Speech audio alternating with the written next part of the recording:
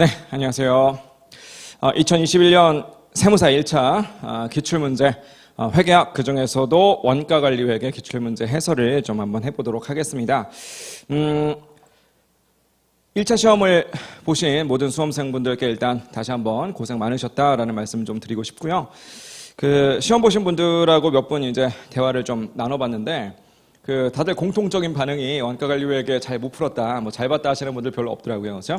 그래서 이제 어떤 부분 때문에 좀 만족하지 못할 그런 점수가 나왔는가 이렇게 물어봤더니 공통적으로 푸는데 시간이 너무 오래 걸리게 나왔다. 공통적으로 이제 이렇게 이야기를 하시더라고요. 그래서 제가 이제 그 강평을 좀 준비하면서 저도 이제 한번 풀어봤을 거 아니에요. 그렇죠? 한번 풀어보니까 확실히 무슨 뭐 깊이 자체가 막 엄청 깊게 들어가가지고 어렵다기보다는 한 문제 한 문제 푸는데 시간이 좀 오래 걸릴 수밖에 없는 뭐 그런 문제들이 좀 많더라고요. 그래서 우리가 원가관리회계만 푸는 것도 아니고 다른 과목들 같이 이제 같은 시간 내에 풀어야 되다 보니까 좀 시간 안배를 좀 얼마나 잘 했는가 이게 좀 관건이었던 뭐 그런 시험이었던 것 같습니다. 자, 어쨌든 올해는 좀 특이한 부분이 뭐가 있냐면 보통 원가관리회계는 15문제 나왔었잖아요. 그동안. 그죠? 근데 올해는 또 왜 그런지 모르겠는데 16문제 나왔더라고. 그죠?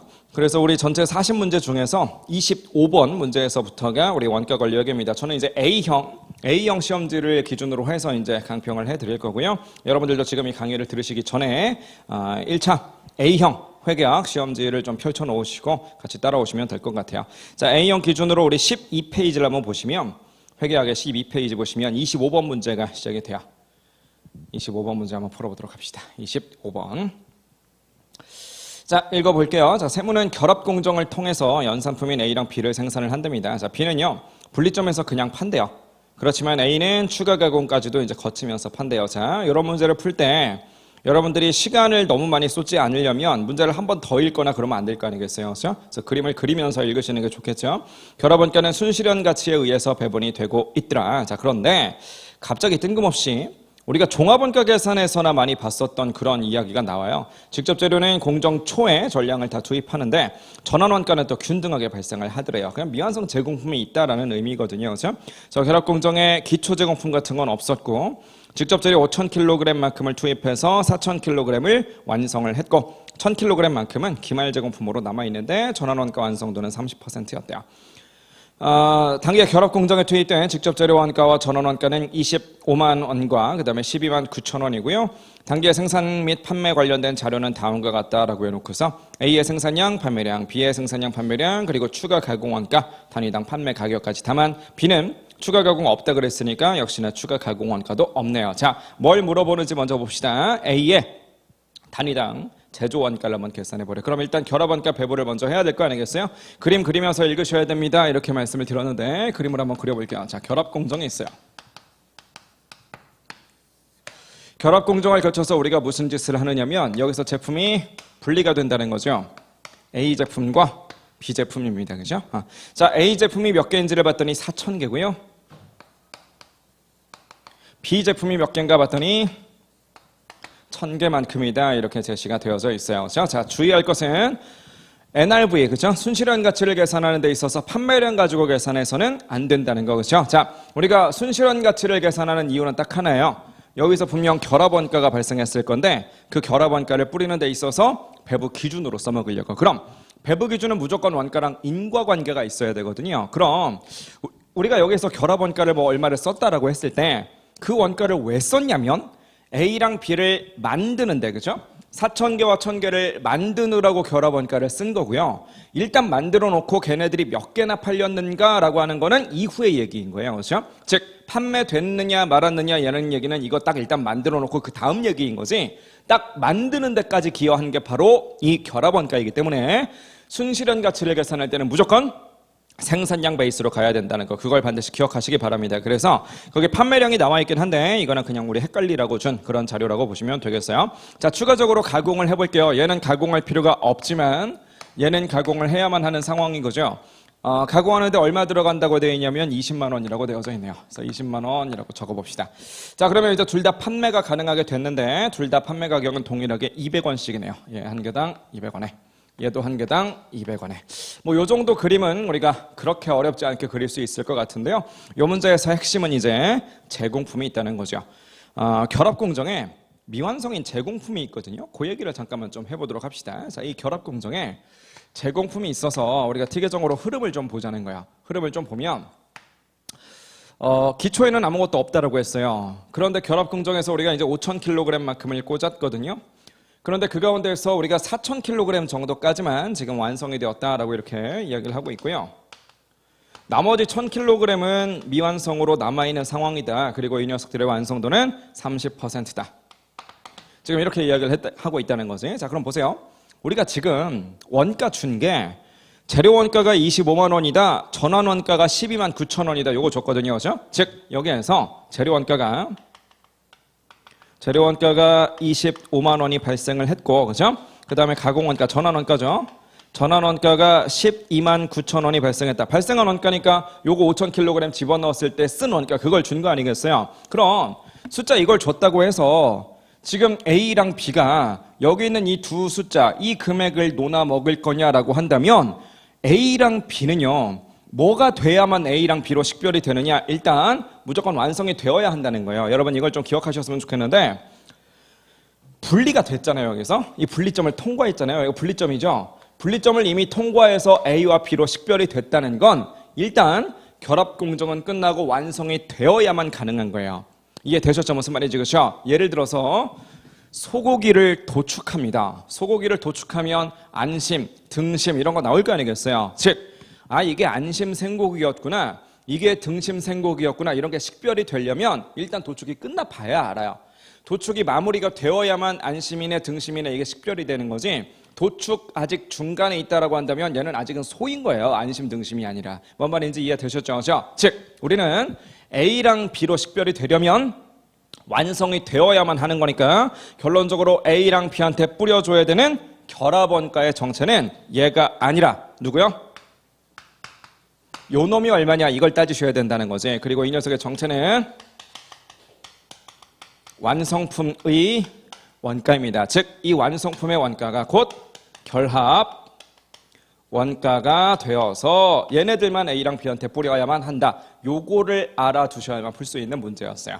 이해되셨죠? 무슨 말인지. 그렇죠? 자, 그럼 우리는 이제 두 가지를 해야 되겠네. 먼저 우리가 뿌려야 되는 결합 원가가 얼마인지 모르겠으니까 완성품의 원가를 계산한다. 이게 1번이고요. 두 번째는 그 결합 원가, 즉 완성품 원가를 A랑 B의 순실현 가치를 기준으로 해서 뿌려줘야 된다. 이게 2번이겠네요. 천천히 한번 해보도록 할게요. 자, 완성품의 원가 계산하는 건 너무 쉬워요. 애시당초 기초제공품도 없는 상황이니까 선입선출법이네 평균법이네 그런 말도 할 필요도 없죠. 그렇죠? 자, 4,000kg을 완성시켰고 1,000kg만큼을 기말에 남겨놨습니다. 이것은 완성시킨 것, 얘는 기말에 남겨놓은 것, 그죠? 자, 그런 상태에서 얘는 이제 30%잖아요. 이렇게 재료비를 좀 집어넣고요. 그 다음에 가공비도 집어넣어 보도록 할게요. 이렇게. 자, 재료비랑 가공비가 언제 들어간다고 되어 있냐면 재료비는 공정 초에 들어간대요. 초니까 0%. 가공비는 균등하게 들어간다. 뭐 요 정도로 한번 제시를 해놓죠. 이렇게. 자, 그렇다고 한다면 완성품 환산량을 계산해야 되는데 어차피 기초제공품도 없으니까 여기는 4,000kg은 0%부터 100%까지, 즉 처음부터 끝까지를 모두 다 단기 중에 진행한 거일 거고, 그렇다고 한다면 재료비가 0에 들어간 것도 단기에 들어갔다는 의미입니다. 4,000kg이고요. 균등하게 0부터 100까지 100% 다 넣었을 테니까 여기도 4,000kg. 1,000kg은요 0부터 30%까지만 진행을 했고 나머지는 아직 진행을 안 한 거죠. 그렇죠? 하지만 재료비는 100% 다 집어넣었을 테니까 1,000kg, 얘는 균등하게 30%, 그래서 300kg 이렇게 넣어주시면 되겠네요. 그렇죠?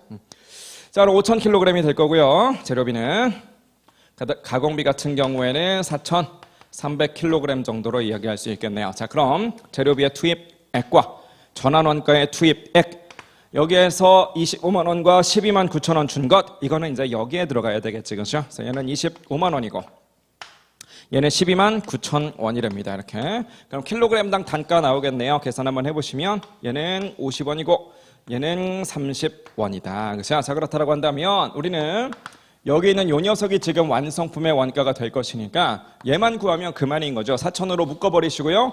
둘이 더하면 80원이니까 80 곱하기 4,000 때려주시면 32만 원이 될 겁니다. 즉, 요 32만 원이 완성품 원가이면서 다시 한번 적어보자면 이게 바로 결합 원가가 된다. 이런 개념인 거예요. 이렇게. 즉 우리가 이 결합공정에서 이 완성된 거 32만 원 이것은 이제 완성된 걸 얘기하죠. 얘를 A랑 B한테 뿌려줄 건데 A랑 B에 NRV가 필요할 거예요. 자, 순실현 가치 계산은 간단하니까 그냥 말로만 합시다. 자, 막 쓰려고 하지 마시고요. 그냥 그림 그려놨으니까 여기다가 그냥 숫자만 적으세요. 곱해봅시다. 4,000 곱하기 200 대신에 마이너스 20만 원 정도는 해야 되겠지. NRV 얼마 나와요? 60만 원 나옵니다. 60만 원. B는요 그냥 1000 곱하기 200 하시면 그만이겠네. 20만 원 정도 나올 겁니다. 순실현 가치끼리의 비율이 3대 1이잖아요. 지금 3대 1이니까 여기는 32만 원도 3대 1로 그냥 놓아 먹으면 되겠네요. 우리한테 필요한 건 A만 물어봤으니까 3대 1이라면 4분의 3 때리면 되는 거 아니에요? 그렇죠? 그래서 32만 원에다가 4분의 3 한번 때려보시죠. 계산해 보시면 24만 원 정도가 돌아가겠네요. 이렇게 즉 32만 원의 결합원가 중에서 A의 몫은 24만 원만큼이 될 겁니다. 그렇죠? 자, 근데 문제 잘 보세요. 단위당 제조원가래요. 일단 단위당이라고 했으니까 수량으로 좀 나눠줘야 될 것 같은데 제조원가래요. 여러분 지금 결합제품인데요. 결합제품의 제조원가라고 부르는 건 이 안에 사실은 두 종류가 있을 수 있다는 거죠. 첫 번째로는 뭐가 있어요? 방금 우리가 구한 건 결합원가의 배부액인 거고요. 사실 이 결합원가뿐만 아니라 A를 완성하기 위해서는 우리가 여기는 20만 원, 즉 추가 원가라는 것도 들어간 거 아니에요. 이렇게. 즉 만약에 문제에서 단위당 결합원가 배부액을 구해봐라 라고 한다면 24만 원을 4,000개로 나눠주시면 그만인 건데 지금 추가 원가도 20만 원만큼 있는 상황이니까 우리는 전체 제조원가는 얼마? 24만 원에 저기는 20만 원도 더해줘야만 되겠지. 그렇죠? 그래서 A의 단위당 원가는요. A의 단위당 제조 원가는요. 방금 전에 결합원가 배부액 24만 원에다가 추가 가공원가 20만 원이 있었으니까 총 원가는 44만 원이고요. 뭐 하다가 썼어요? 공장에서 지금 제조하다가 쓴 거 아니에요? 그래서 단위당 제조 원가 구하는 거니까 생산량과 판매량 가운데서 더 어울리는 것은 당연히 생산량이죠. 그래서 생산량 4,000개로 나누어 주시면 답이 나오겠네. 그죠? 계산하시면 얼마 나와요? 110원 정도 나오겠다. 그죠? 정답은 2번 골라주시면 되겠네. 자, 26번은요. 표준원가 계산 말문제인데 요거는 조금 표준원가 계산에서 차이 분석하는 것뿐만이 아니라 어떤 티계정상에서의 원가의 흐름, 이 구조 그거를 이해하지 못하면 사실은 이 문제 풀기가 어려워요. 그래서 잠깐 그 얘기를 좀 설명드리고 그 다음에 문제 2번을 좀 읽어볼게요. 자, 이게 좀 쉽지 않은 얘기이긴 한데 여러분들이 지금 뭐 1차 시험을 합격하셔서 2차 준비하시는 분들은 뭐 당연히 아셔야 되고요. 이번에 1차 시험 아쉽게 이제 좋은 결과 안 나와서 또 이제 다음 도전을 좀 노리시는 분들도 요건 알아야 돼요. 표준원가 계산은 1차뿐만 아니라 2차 때도 워낙 중요하게 다뤄지기 때문에 지금 제가 조금 뭐 이렇게 뭐 기본 강의나 2차 강의에 비해서 좀 러프하게 설명드려야 되겠지만 그래도 어쨌든 요 개념 정도는 알고 시험장에 가셔야 됩니다. 자, 천천히 볼게요. 자, 우리가요. 제공품은 그냥 없다고 칠게요. 제공품까지 있으면 너무 복잡하니까 그냥 제품만 있다고 칠게요. 이렇게. 제품. 그래서 우리는 그냥 모든 것들이 다 완성이 됐다 이렇게 한번 가정해 봅시다. 저 DM 얘기만 할 거예요. DM. 기초는 없다라고 치고요. 원래는 제공품이 있었으면 거기서 이제 DM이 발생하겠지만 그 발생한 거 다 완성했다고 치고 여기에서 그냥 발생했다라고 그냥 이렇게 가정을 해볼게요. 표준원가 계산을 쓰는 회사는요. 말 그대로 DM, DL, VOH, FOH를 전부 다 표준원가로 기록할 거예요. 당연한 거죠. 그렇죠? 그래서 표준원가인 SQ 곱하기 SP 얘네들 가지고 금액을 집어넣기 시작할 겁니다. 기초가 없으니까요. 이 중에 팔린 금액과 그렇죠? 그 다음에 안 팔린 금액들도 모두 다 이 금액을 쪼개놓은 거니까 실제 금액을 쪼갠 건 아니죠. 표준상의 금액인 거짓말 금액을 쪼개서 이 금액 얼마, 이 금액 얼마 이렇게 기록을 하게 돼요. 이해 되셨죠? 무슨 말인지 그렇죠? 자, 그런데 제공품 계정은 그냥 우리가 편의상 없다라고 가정을 하겠지만 그래도 뭐는 있을 수밖에 없냐면 이 앞에 원재료 계정은 있어요. 원재료 계정은 당연히 있어요. 그죠? 재료가 있어야 뭘 만들던지 말던지 할 테니까. 기초는 역시나 없다고 합시다. 일부 구입을 했고요. 어느 정도 구입을 했고요. 일부는 사용을 하고요. 일부는 이제 기말을 이렇게 사용하지 않고 남아 있을 겁니다. 그죠? 자, 그러면 애시당초 이거 구입할 때 여기다가 뭐라고 달아 놓을 거냐라고 하는 문제가 생겨버리는데, 이게 이제 고민거리가 조금 아니다라고 볼 수도 있는 것이, 보세요. 이 원재료를 구입하게 되면 이것에 상대 계정이 존재하는 거예요. 그냥 얘만 별도로 존재하는 게 아니라 이 구입액에 상대 계정이 존재합니다. 즉 무슨 얘기냐면, 회계원리 때 배웠던 차변과 대변 회계 처리를 보시면 원재료를 사왔으니까 차변에 원재료 아니에요? 그럼 대변엔 뭘 띄워요? 대변에는 현금 혹은 매입 채무 이런 걸 띄우죠. 보통은 외상으로 구입하기 때문에 매입 채무를 띄워볼게요. 자, 그럼 퀴즈. 우리 회사가 표준 원가 계산을 쓴대요. 그러니 매입 채무도 무조건 표준 원가로 가자. 맞아요, 틀려요? 이건 말도 안 되는 거지. 표준 원가라는 건 그냥 우리의 예상치, 기준치인데, 매입 채무는 거래 상대방한테 줘야 되는 돈이거든요. 거래 상대방한테 나의 그냥 예상치를 가지고 지불해 주겠다? 누가 나랑 거래해요? 그렇게 하면. 즉 매입 채무는 내가 표준 원가 계산에 쓰든 뭘 하든 상관없이 여기 있는 이 금액은 무조건 실제 금액입니다. AQ, AP예요. 다만 AQ 중에서도 사갖고 온 금액이니까, 사용한 금액이 아니라 사가지고 온 금액이니까 AQ purchase 이렇게 쓸게요. 구입액이다. 그죠? 거기에다가 실제 단가 AP 이렇게 때려주자는 거죠. 자, 그러면 얘는 지금 차변 대변에서 대변이고요. 차변의 원재료라고 뜨는 게 이 자리니까 차대는 맞아야 될 거 아니에요. 그래서 얘를 AQ purchase 곱하기 AP 이런 식으로 띄워보도록 할게요.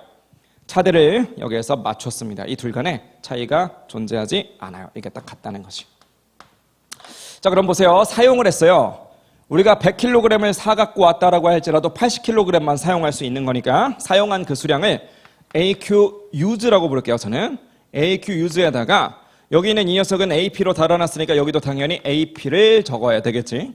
기말에 남아있는 녀석은요 AQ인데 뭐 남아있는 거니까 뭐 엔딩 인벤토리 요 정도로 합시다. 그냥 거기에다가 우리는 AP를 걸어서 원재료 계정을 우리가 기록을 해줘야지 돼요. 자, 그럼 보세요. 우리가 T 계정을 배우기를 얘랑 같은 거다, 얘가 넘어와서 얘가 된다, 늘 이런 식으로 배웠었거든요. 늘 이런 식으로 배웠었는데 웃기는 건 뭐냐면 얘네 둘이 금액이 완전 달라요. 차이가 존재한다는 거지. 그럼 왜 차이가 나요? 지금 얘네 둘이 차이가 나는 이유는 뭐냐? P끼리 비교하면 액추얼 스탠다드 다르고요, Q끼리 비교해도 액추얼 스탠다드가 다르다는 거예요. 즉 여기에서 우리는 두 가지 차이를 인식할 수 있는데, 그게 바로 가격 차이와 능률 차이입니다. 혹은 수량 차이라고도 부르죠. 자, 가격과 관련된 차이가 언제 분리되고 있느냐? 원재료를 사용하는 그 타이밍에 분류가 되고 있어요. 그래서 이것은 재료에 대한 가격 차이를 재료를 사용하는 시점에 분리하는 방법입니다. 사용하는 시점에 분리를 해주는 그런 방법이에요, 이게. 자, 그럼 이게 뭐 좋아 보이지만 사실은 실무에서 이거 잘 안 쓰거든요. 왜 안 쓰냐면 이게 약간 좀 논리적으로 모순이 좀 있어요. 이게 모순이 뭐가 있냐면 두 가지 문제가 좀 있는데, 첫 번째는요, 이 표준 원가 계산을 하는 이유 자체가 두 가지 목적이 크게 있는 거거든요. 첫 번째는 여러분들 잘 아시는 유리한 차이, 불리한 차이를 뽑아내서 성과 평가하자. 그것도 있는데, 두 번째, 표준 원가 계산은 솔직히 말해서 수험생들한테는 어려운 거고요. 실무에서 표준 원가 계산은 회계팀 칼퇴하려고 쓰는 거예요. 칼퇴가 왜 가능하냐? 보세요. 프라이스를 스탠다드로 달면 얘는 여러 개 있는 게 아니라 오로지 하나 있어요. 그냥 1월 1일 날 100원 정해놨으면 무조건 다 100원이라고. 그럼 보세요. 실제 단가가 변하든 말든 그냥 다 100원이라고 잡아놨으니까 매출 원가를 계산하고 기말 재고를 계산하는 데 있어서 판매된 게 몇 개냐, 기말에 남아있는 게 몇 개냐, 이건 가서 눈으로 그냥 세면 돼요. 물리적인 거니까 수량에 대해서는 어려울 게 없습니다. 그럼 거기다 단가를 걸어줄 때 실제 단가를 걸어주려고 그러면 실제 단가는 맨날 바뀌니까 뭘 어디다 어떻게 매칭해야 되는지 이게 쉽지가 않거든요. 그러다 보니까 우리는 그냥 예상 단가로 걸어주자. 그러면 칼퇴할 수 있어요. 이게 표준 원가 계산입니다. 그런데 원재료 계정을 한번 들여다보니까 액추얼 프라이스거든요. 그럼 액추얼 프라이스라는 것은 오로지 하나의 숫자만 있을 거냐? 안 그래요. 얘는 그냥 100원 이렇게 정해져 있는 게 아니라 몇 월 며칠 날 구입해온 거냐에 따라서 사실은 다양하게 존재한다는 거죠. 98원, 99원, 100원, 101원 날짜에 따라 다릅니다. 그럼 도대체 우리가 사용한 것이 얼마짜리를 사용했는가, 이런 것들을 좀 따라가야 되는 불편함이 있어요. 그래서 이런 것들을 우리가 표준원가 계산을 이용해서 조금 완화하고 있었는데 원재료 계정은 아직까지도 그게 안 된다라고 하는 거, 이게 첫 번째 문제점이고요. 두 번째 문제점은 조금 더 직관적으로 여러분 마트에 가가지고요 친구들하고 구워 먹을 뭐 삼겹살 이런 거를 좀 사는 거야. 오늘 우리 집에서 뭐 고기 파티를 하기로 했어요. 예를 들어서 자 그러면 삼겹살을 사러 딱 갔을 때 거기에서 여러분들이 인식할 수 있는 건 이게 삼겹살을 먹어보니까 남았구나. 아이고 삼겹살을 내 친구들하고 먹었는데 조금 이게 모자라네. 내 친구들을 내가 너무 과소평가했네. 이런 말 마트에서 할 수 있어요? 마트에서 우리가 구입을 하는 거지 마트에서 거기서 구워서 먹는 게 아니잖아요. 그렇죠? 즉 남았구나, 모자랐구나, 아이고 내가 사갖고 온 수량이 요만큼의 차이가 있었네, 이런 건 집에 와서 고기를 무조건 구워봐야 아는 거예요. 그래 먹여봐야 알아. 친구들한테 먹여봐야만 이게 남는구나 모자라는구나 이런 것들을 얘기할 수 있어요. 즉 이 수량과 관련된 능률 차이는요 무조건 사용할 때는 아는 거지 구입할 때는 모릅니다. 절대로. 하지만 가격과 관련된 차이는 사실은 마트에서부터 아는 거 아니에요? 즉 아직 안 먹여봤어도 마트에서 삼겹살을 구입하면 그 타이밍에 뭐야 삼겹살이 뭐 이렇게 비싸? 야 삼겹살 오늘 세일하네? 뭐 이런 것들을 우리가 알 수 있는 거잖아요. 즉 가격과 관련된 차이는 당연히 가격이니까 구입하자마자 당연히 알 수 있는 건데 그거를 사용할 때까지 기다렸다가 분리한다? 이게 너무 늦는다는 거죠. 타이밍 자체가. 무슨 말인지 아시겠죠? 자, 이런 여러 가지 문제점이 있다 보니까 우리가 이 원재료 계정을 조금 바꿔서 흐름을 타는 경우가 있습니다. 어떻게 하느냐 보세요. 제품 계정은 여전히 그대로 있고요. 제품 계정은 기초는 없고 그 다음에 DM이 발생하는데 그 DM 자리에다가 이제 SQSP를 집어넣을게요. 얘는 무조건 표준원가를 써야 된다고 했으니까 그럼 저 거짓말 숫자를 가지고 판매도 하고 기말에도 좀 남겨주세요. 이렇게. 그럼 이 금액들은 다 일단 거짓말 숫자들로 들어가겠죠. 자, 앞단에 원재료 계정이 또 존재한다라는 게 문제가 되는데 원재료 계정이 기초에는 없다라고 치고요. 구입을 해와요. 일부는 사용을 합니다. 그리고 기말에 남겨준다는 거죠. 자, 매입 채무가 이 반대 계정에 존재합니다. 얘네 둘은 원래는 차변과 대변이에요. 그래서 원래는 같아야 되는데 얘네들 맞춰주는 걸 과감하게 포기해버립니다. 즉 매입 채무는 거래 상대방한테 줘야 할 돈이니까 당연히 AQ purchase AP예요. 그런데 여기다 구입을 달아놓을 적에 아까 요놈의 AP 때문에 회계 처리가 어려워진다며 실제 단가는 여러 가지가 있으니까 그래서 과감히 AQ purchase는 그냥 쓰더라도 단가는 스탠다드로 집어넣자는 거야. 단가 스탠다드는 100원이면 100원, 10원이면 10원, 1월 1일 날 정해놓은 숫자 그냥 오로지 하나거든요. 그럼 결국은 우리가 얼마나 썼는지 얼마나 기말에 남았는지는 그냥 눈으로 보면 되는 거니까 수량을 거기에다가 정해진 단가를 걸어버리면 원재료 계정마저도 회계 처리가 빨리 끝나요. 이해되셨죠? 자, 그래서 더더욱 칼퇴를 할 수가 있게 된다는 거지. 그럼 보세요. AQ use를 써야 되겠고요. AQ ending inventory를 써야지 되는데 얘는 SP로 달아놓고 시작했으니까 모든 걸 SP로 걸어주는데 AP랑은 달리 SP는 오로지 하나의 숫자니까 얘랑 계산하는 게 훨씬 더 수월해진다는 거죠. 자, 그럼 봅시다. 이 둘은 원래는 같아야 된다고 그랬어요. 하지만 지금 딱 봐도 다르네. 근데 누구 때문에 다른가요? 프라이스는 스탠다드로 동일. 근데 퀀티티가 한 번은 액추얼, 한 번은 스탠다드. 이게 달라져 버렸다는 거죠. 그럼 Q가 차이 나는 거니까 우리는 수량 차이 혹은 능률 차이라고 이렇게 부를 겁니다. 그렇죠? 그럼 가격 차이 어디로 갔어요? 가격 차이는 사라졌나? 가격 차이는 얘네들 간의 차대가 안 맞는다는 거예요. 지금 AQ purchase는 똑같은데 프라이스가 한 번은 액추얼, 한 번은 스탠다드니까 여기서 가격 차이가 나고요. 이 가격 차이는 사용 시점이 아니라 구입 시점으로 가버렸으니까 이것을 우리는 보통 구입자를 넣어서 구입 가격 차이라고 보통 부릅니다. 자, 그러면 이렇게 계산하는 방식을 우리는 DM의 가격 차이를 이번엔 사용 시점이 아니라 구입 시점으로 가버렸죠. 구입하는 시점에서 분리를 한다. 이렇게 표현을 한다는 거예요. 이해되셨죠? 무슨 말인지. 그렇죠? 자, 그럼 보세요. 아까 전에 저런 방식을 썼을 때 문제점이 여기가 지금 계산하는데 오래 걸린다라는 문제점이 있었는데 오래 안 걸린다고요. 스탠다드니까. 또 하나 가격에 대한 차이를 마트에서도 알 수 있는데 왜 사용할 때까지 기다렸다가 인식을 하느냐. 이게 조금 말이 안 됐었는데 사자마자 그냥 뽑아버리니까 훨씬 더 빨리 알게 되고 그러다 보니까 대응도 더 빨라지는 거예요. 무슨 말인지 이해되셨죠? 자, 그럼 보세요. 문제는 이 차이들은 항상 조정을 해야 된다. 거기에 있어요. 잘 보세요. 자, 만약에 우리가 첫 번째 방법, 이 방법을 취했을 때 지금 여러분들이 온라인으로 보고 계시니까 모니터에다가 손가락으로 최초의 거짓말이 어딘지 한번 찝어보세요. 지금 이 모니터를 보시면서 이 흐름상에서 처음으로 거짓말이 생긴 건 이 자리구나 하고 딱 찍어보세요. 자, 어디 찍으셨어요? 처음으로 거짓말한 데가 어디야 지금? 처음으로 거짓말한 데가 거짓말인가요? 전부 다 액추얼이네. 오, 여기가 처음으로 거짓말이다, 그렇죠? 얘가 최초의 거짓말이라는 거예요. 이렇게. 얘가 최초의 거짓말이고 그 거짓말은 뒤로 흘러서 여기랑 여기에 묻어 들어가 있어요. 무슨 말인지 아시겠죠? 그렇죠? 그럼 얘가 거짓말을 했어요. 얘는 진짜인데 그럼 이 둘 간에 지금 거짓말의 크기가 얼마냐라고 한다면 요만큼의 거짓말이 들어가 있는 상황인 거죠. 그럼 보세요. 이 거짓말을 어디다가 이제 뿌릴 거냐라고 한다면 이 거짓말이 지금 여기랑 여기로 지금 퍼뜨려져 있는 상황이에요. 즉 여기가 이제 100원이라면 예를 들어서 100원 중에서 뭐 예를 들어서 한 80원은 여기로 가버렸고요. 한 20원 정도는 여기로 지금 가버린 상황이라고.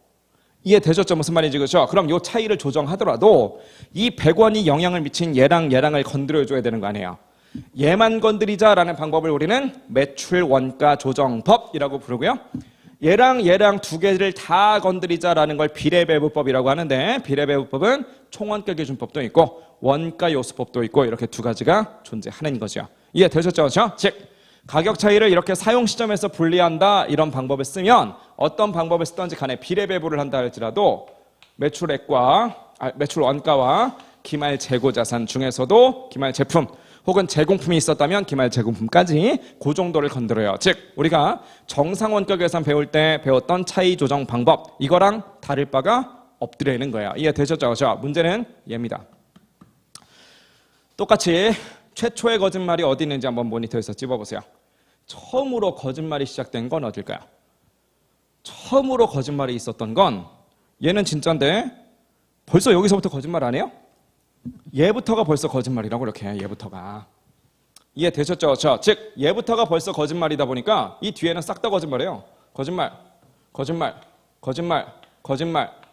이 모든 게 다 거짓말이라고요. 이해되셨어요? 무슨 말인지 그렇죠? 자 그럼 봅시다.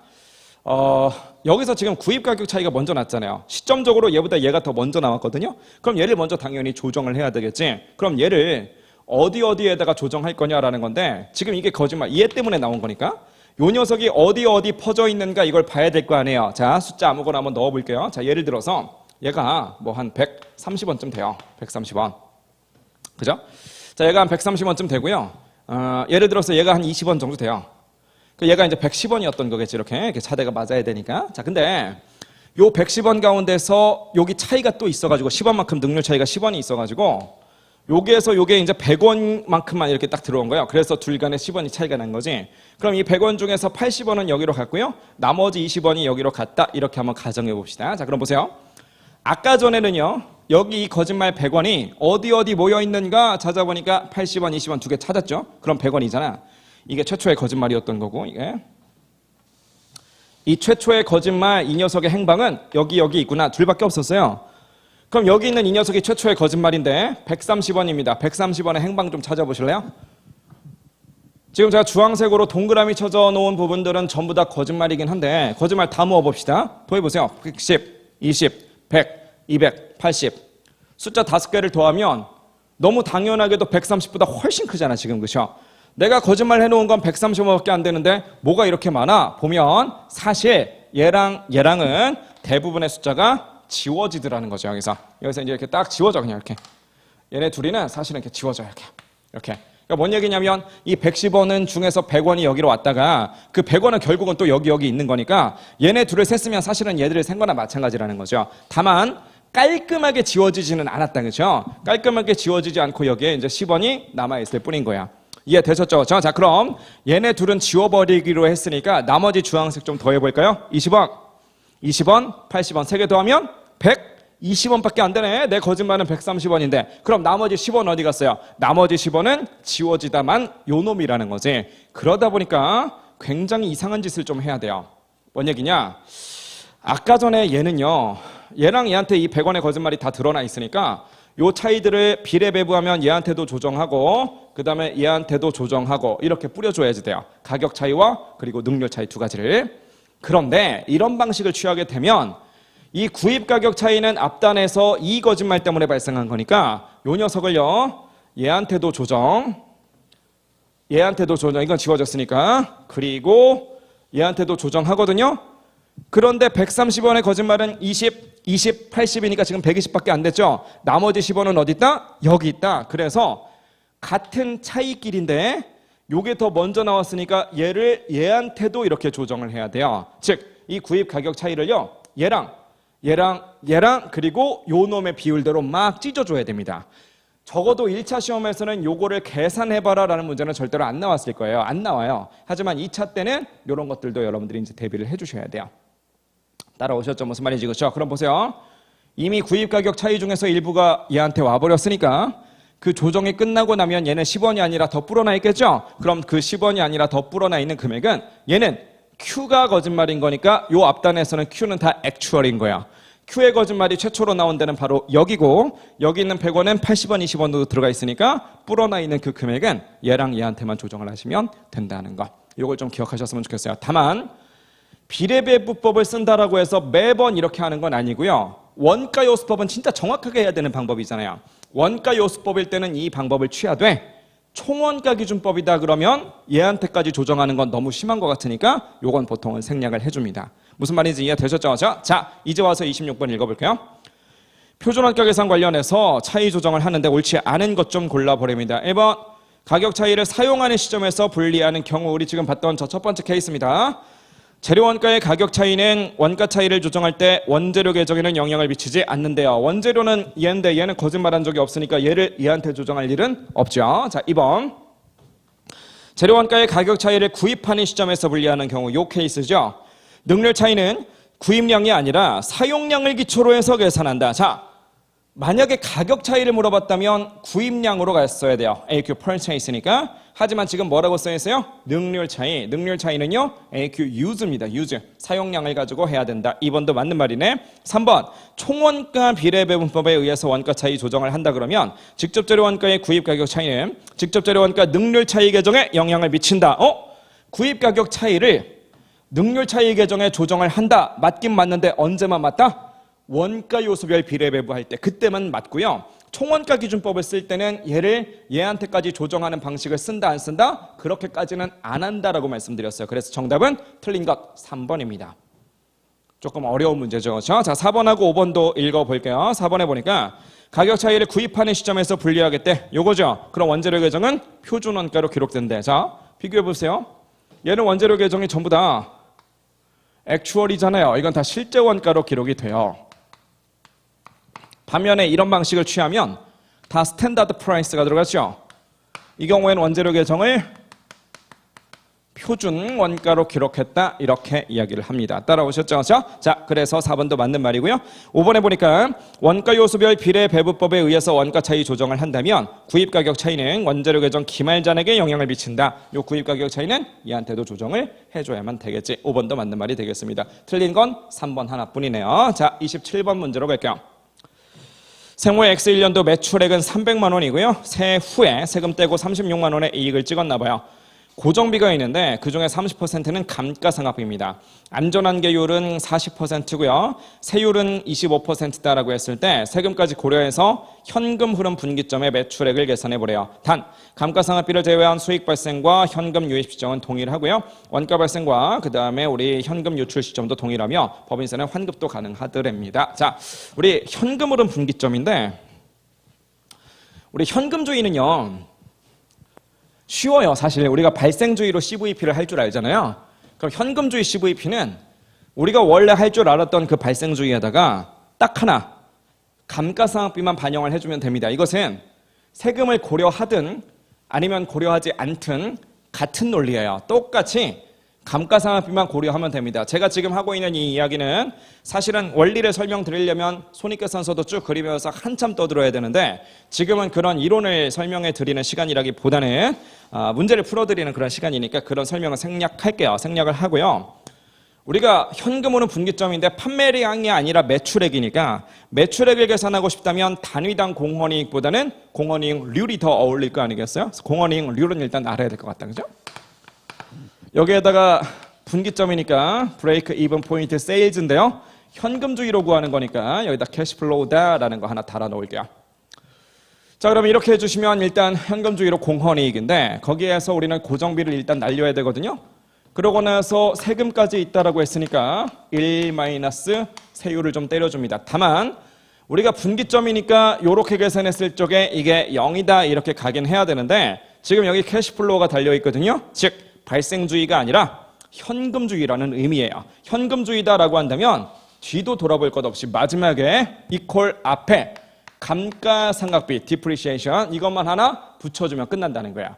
왜 이렇게 하면 현금주의가 되는지는 요거는 이제 강의를 들어보셔야, 그죠? 본래 강의를 들어보셔야, 이론 설명을 들어보셔야 아는 건데 지금은 생략을 좀 할게요. 좌우지간 현금주의 CVP 문제는 어렵지 않아요. 발생주의는 요것만 없애면 발생주의고요. 현금주의는 그냥 이거 하나 해주면 현금주의가 된다고요. 이해되셨죠? 무슨 말인지, 그죠? 자, 어쨌든 우리는 지금 뭘 구해야 되느냐면 우리의 목표는 얘예요. 현금주의로, 그죠? 현금주의로 현금으로는 분기점 매출액을 구해라라고 했으니까 그럼 나머지 애들 얘랑 이것만 알면 다 게임 끝나는 거 아니에요, 그죠? 자, 이 중에서 일단 우리한테 제시해 준 건 세율밖에 없습니다. 세율은 25%래요. 여기다가 25%라고 쓰죠. 0.25라고 할까요? 이렇게. 자, 그럼 나머지 것들을 하나씩 다 알아야 되는데 하나씩 좀 뽑아봅시다. 뭐뭐를 우리가 알 수 있게끔 해줬는지. 자, 매출액을 줬고요. 세후 이익을 줬어요. 근데 안전한 계율도 줬네. 자, 안전한 계율은 어떻게 구해요? 자, 이것도 식은 여러분들이 그래도 알고 계실 거라고 믿어요. 안전한 계율이란 공헌이익분의 영업이익이다. 이건 다 알고 계실 거예요. 이때 이 영업이익은 세전인가요? 세후인가요? 이건 다 세전으로 계산하는 거예요. 당연히. 이거 세전이익입니다. 세전. 이렇게 무슨 말인지 이해되셨죠? 그렇죠? 그래서 공헌이익이나 영업이익이나 둘 다 세전으로 비율을 때려줘야만 안전한 게 율이 나와요. 근데 우리한테는 지금 세후의 이익을 줬거든요. 그럼 세전이익 한번 계산해 보실래요? 세전이익 얼마인가요? 세후이익이 36만 원이야. 세율이 25%니까 75% 남긴 게 지금 36만 원이라는 소리 아니에요. 그럼 36만 원을 다시 75%로 나눠주면 그만이겠지. 나눠주시면 얼마? 48만 원이 나옵니다. 이게 영업이익이 48만 원이라는 거죠. 이렇게. 근데 이렇게 생긴 안전한 계율이 얼마더라? 이렇게 생긴 안전한 계율이 지금 우리한테 40%다라고 줬으니까 요 식을 이용해주면 우리의 공헌이익이 얼마인지를 계산을 해낼 수가 있다는 거죠. 공헌이익 계산해 보시면 120 나와요. 120만 원. 이렇게. 공헌이익이요? 우리 공헌이익률 필요한데, 그렇죠? 매출액이 얼마입니까 지금? 300만 원인데 매출액이 300만 원인데 공헌이익이 120이다라는 것을 계산해냈으니까 3, 40이 아닌가요? 40%. 오케이, 이거 하나 해결했다, 그죠? 0.4. 어차피 얘는 미지수로 가야 되는 거니까 얘를 구할 거니까 얘는 미지수로 일단 놔두죠. 이렇게. 자, 이제는 고정비 한번 가볼까요? 고정비. 자, 고정비는 뭘 이용하면 계산할 수 있겠어요? 고정비는 솔직히 쉽다, 그죠? 고정비 어떻게 하면 돼요? 공헌이익 알잖아요. 공헌이익. 공헌이익이 120만 원이면 여기서 이제 고정비를 날려주면 나머지가 세전 영업이익 아니에요? 이렇게? 그죠? 세전 영업이익 아까 전에 48만 원이라며. 이렇게. 그럼 여기서 뭔가 뺐길래 이게 됐대요. 그럼 고정비는 얼마? 역산해주면 나오잖아요. 고정비는 72만 원이에요. 72만 원. 72만 원. 그럼 이제 감가상각비만 하나 더 계산해서 딱 더해주면 되는데 지금 문제에서 감가상각비는 뭐래요? 감가상각비는 고정비의 30%랍니다. 여기다 30% 때려볼까요? 72만 원 곱하기 30% 때리시면 21만 6천 원이 나옵니다. 이렇게, 그죠? 그래서 이것이 0이 된다 하시면 되겠네. 미지수는 지금 얘 하나 남았고요. 역산 충분히 가능하겠죠. 계산 한번 해보시면 108만 원이더라. 이 정도가 계산이 될 겁니다. 답은 1번 골라주시면 되겠네. 자, 넘어갈게요. 그래서 우리가 이제 CVP 문제를 풀 때는요. 식을 일단 딱 잡아놓고 내가 구해야 되는 게 뭔지 제시해 준 게 뭔지 그럼 다른 자료를 가지고 우리가 뽑아내야 되는 것들이 뭔지 이런 순서로 그냥 하나씩 퍼즐 맞추게 해주시면 답이 나오게 돼 있어요. 자, 28번. 세무는 단일 제품을 생산하고 있고 선입선출법에 의한 종합원가 계산을 쓴답니다. A는 공정 초기에 전량 투입되고요. B 같은 경우에는 품질검사 직후에 전량 투입되는데요. 그럼 B가 도대체 얼마나 들어갔는지 언제 들어갔는지 이런 걸 알려면 품질검사 시점도 알아야 되겠네. 전환원가는 균등하게 발생한답니다. 검사는 80에서 이루어진대요. 그럼 재료비 B는 80% 직후에 들어간다. 그런 소리가 되겠네요. 검사를 통과한 합격품에다가 10%를 때려서 걔를 정상공손으로 간주할 거랍니다. 생산 및 원가 자료는 다음과 같더라 라고 해놓고서 기초에는 500개, 완성도는 60%, 4,500개 착수해서 3,500개를 완성시켰고 기말에 1,000개 남았답니다. 차대를 딱 맞춰보면 딱 봐도 안 맞아요. 몇 개가 비어요 지금? 대변에 500개 빈다는 거 알 수 있습니다. 대변에 비어있는 그 500개를 우리는 공손이다라는 것을 눈치챌 수 있죠. 자, 기초제공품의 원가와 단기에 발생한 원가를 다 줬어요. 정상공손 원가 배부를 다 끝낸 다음 완성품의 원가를 한번 계산해보래요. 자, 이 문제에서 핵심은 공손이네요. 그 중에서도 정상공손 원가는 완성품이나 혹은 때로는 기말제공품의 원가까지도 배부를 해줘야 된다라는 건 잘 알고 계실 겁니다. 자, 그럼 선입선출법으로 5단계법을 진행을 해보도록 할게요. 자, 5호고요.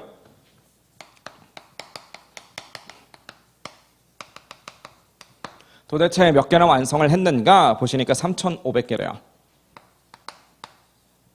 5호니까 기초와 단기로 좀 쪼개볼게요. 자, 기초에는 몇 개가 있는가? 500개고요. 60%. 얘는 3,000개가 남아있죠. 자, 기말제공품 가기 전에 공손 좀 거쳐갑시다. 공손은 500개가 되어야 왁구가 맞고요. 잘 알고 계시다시피 공손은요. 정상공손과 비정상공손으로 구성이 돼요. 그럼 이 물리적으로 500개 있는 공손을 얘랑으로 회계적으로 뿌려야 되는 거, 그게 이제 우리가 중요한 일이 될 것 같고요. 공손의 검사 시점은 어차피 완성도랑 동일하다라는 거 알고 계실 테니까 여기다가는 80%라고 이렇게 적어볼게요. 자, 기말에도 남아있는데 1,000개 남아있고요. 요놈들에 대해서 완성도는 지금 60%라고 제시를 해줬습니다. 우리가 1단계를 마무리하려면 제일 먼저 이 정상공손이 몇 개인지를 체크하시고 남아있는 게 있다면 비정상이다. 그래서 이 부분을 먼저 해결을 해야 될 것 같아요. 자, 정상공손의 수량을 체크하는 법칙이 문제에 써 있습니다. 뭐라고 되어 있냐면 네 번째 줄에 단기 중에 검사를 통과한 합격품을 세시래요. 그런 다음에 거기에다 10%를 때려줘라 라고 되어져 있습니다. 단기 중에 검사 통과했다 싶으면 동그라미를 치고요. 그렇지 않으면 X를 조금 표시를 해줄게요. 자, 제일 먼저 500개요. 60까지는 작년에 했어요. 60 이후로는 단기입니다. 80에 검사했으니까 검사 단기에 받은 거 아닌가요? 단기에 검사 받고 단기에 합격을 해서 완성을 시킨 거겠죠? 얘는 동그라미 쳐줘도 됩니다. 3,000개는요. 단기에 시작을 했고요. 0%. 단기에 완성을 했습니다. 100%. 즉 0%부터 100%까지를 하나도 빠짐없이 전부 다 고스란히 단기 중에만 한 거예요. 그럼 당연히 80%에서 검사받은 시점도 단기가 될 것이고요. 이걸 통과했으니까 완성을 시켜줬다라고 볼 수 있으니까 얘도 동그라미를 좀 쳐줄게요. 자, 기말에 남아있는 것은 1,000개인데 얘네들은 아직 60%까지밖에 가보지를 못했어요. 그 이후로는 내년에나 할 예정입니다. 즉 80에서 검사를 받아야 되는데 아직 검사를 받아본 적도 없다는 의미예요. 그래서 얘는 통과했다라는 말은 못하겠네요. 자, 동그라미 쳐준 애들이 단기 합격품이니까 더해볼까요? 500개와 3,000개가 보이네요. 정상공손 허용률은 지금 10%라고 되어져 있으니까 이렇게 때려보도록 할게요. 계산 한번 해보시면 350개가 되고요. 나머지 150개는 비정상이다 라고 결론 내리시면 되겠네. 자, 2단계로 갑시다. 재료가 두 종류가 들어가죠. A라는 재료도 들어가고요. B라는 재료도 들어가는 상황입니다. 자, A 재료는 초반에 다 들어간다고 했으니까 0이라고 적을 거고요. B 재료는 특이하게도 검사 시점 직후에 들어간대요. 80 직후에 들어간다는 거지. 이렇게 세팅하는 이유가 있는데 좀 이따가 설명드릴게요. 그 다음으로는 가공비입니다. 가공비는 균등하게 들어간다는 거죠. 자, 완성품 완성량 좀 빠르게 잡을게요. 500개는 60%를 작년에 이미 했어요. 뒤에 40%를 단기에 할 겁니다. 그럼 A 재료는 0에 넣는 거니까 작년에 시작할 때 넣었겠네요. 80 직후니까 60 이후로가 다 단기라면 올해 B 재료를 넣었겠네요. 가공비는 40%를 넣었을 테니까 4, 5, 20해서 200개 잡아주시면 되겠습니다. 3,000개는 단기에 시작해서 단기에 끝낸 거니까 뭐든 다 단기에 들어갔겠죠. 그래서 3,000으로 밀어버릴게요. 자, 공손과 관련된 기본 과정에서 선입선출법을 쓸 때는 이런 아이들 전부 다 단기 착수분에서 공손이 되는 거다 이렇게 가정을 해버리니까 단기에 시작했어요. 0%. 어디까지 갔어요? 80%까지 가서 거기서 검사받고 그냥 걸러져 나간 애들인 거죠. 즉 단기 중에 0부터 80까지만 진행했고요. 80 이후로는 안 하는 애들입니다. 공손이니까. 0부터 출발하면서 A 재료는 다 넣었겠다. 그죠? 자, B 재료를 좀 이상하게 넣어요. 80 직후에 넣는데. 자, 왜 이렇게 할까요, 여러분? 왜 이렇게 할까요? 자, 예를 들어서요. 검사를 우리가 80이에요. 자, 제가 서 있는 교탁이 컨베이어 벨트고요. 80%니까 대략 한 여기쯤이라고 칠게요. 근데 B라는 재료를 만약에 요 앞에 한 70 정도에서 집어넣는다라고 칩시다. 그럼 70에서 재료를 넣는 그 당시에는 지금 가고 있는 얘네들이 뒤에 가서 불량품이 될 것이다 라는 사실을 알까요? 몰라요. 검사를 해봐야 알 거 아니야. 즉 우리가 만약에 재료를 집어넣기를 검사하는 시점보다 그 앞에서 살짝 여기서 재료를 집어넣게 되면 자칫하면 어차피 불량인데도 불구하고 불량이 되는 놈들인데도 불구하고 걔네들한테 아깝게 재료를 집어넣는 그런 불상사가 발생한다는 거죠. 그래서 우리가 재료를 집어넣거나 혹은 검사 시점을 정할 때 이런 부분들을 좀 고려를 해서 정해요. 즉 80에서 검사를 하기로 했어요. 그 이유는 뭐냐면 재료도 고맘때쯤 넣거든요. 그러면 재료 집어넣는 거랑 공손 검사하는 거랑 당연히 누구를 더 앞에 둬야 되겠어요? 검사 먼저 해야지.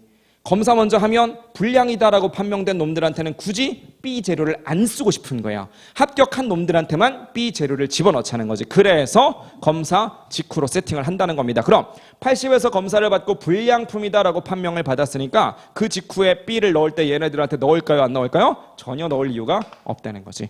이해되셨죠? 자, 가공비는요 80%만큼 들어갔을 테니까 280개와 120개로 갑시다. 자, 기말제공품 1000개는요 단기에 출발해서 60%까지 갔어요. 출발하면서 A 재료는 다 넣었을 테고 80% 직후는 아직 오지 않았죠. 하지만 가공비는 균등하게 60%가 들어갔을 테니까 600이라고 넣어줍시다. 합쳐보죠. 합쳐보면 A 재료 같은 경우에는 4,500개, B 재료 같은 경우에는 3,500개, 그 다음에 가공비 같은 경우에는 4,200개가 들어갑니다. 여기다 원가를 집어넣고 이를 토대로 해서 단가 계산 좀 해보죠.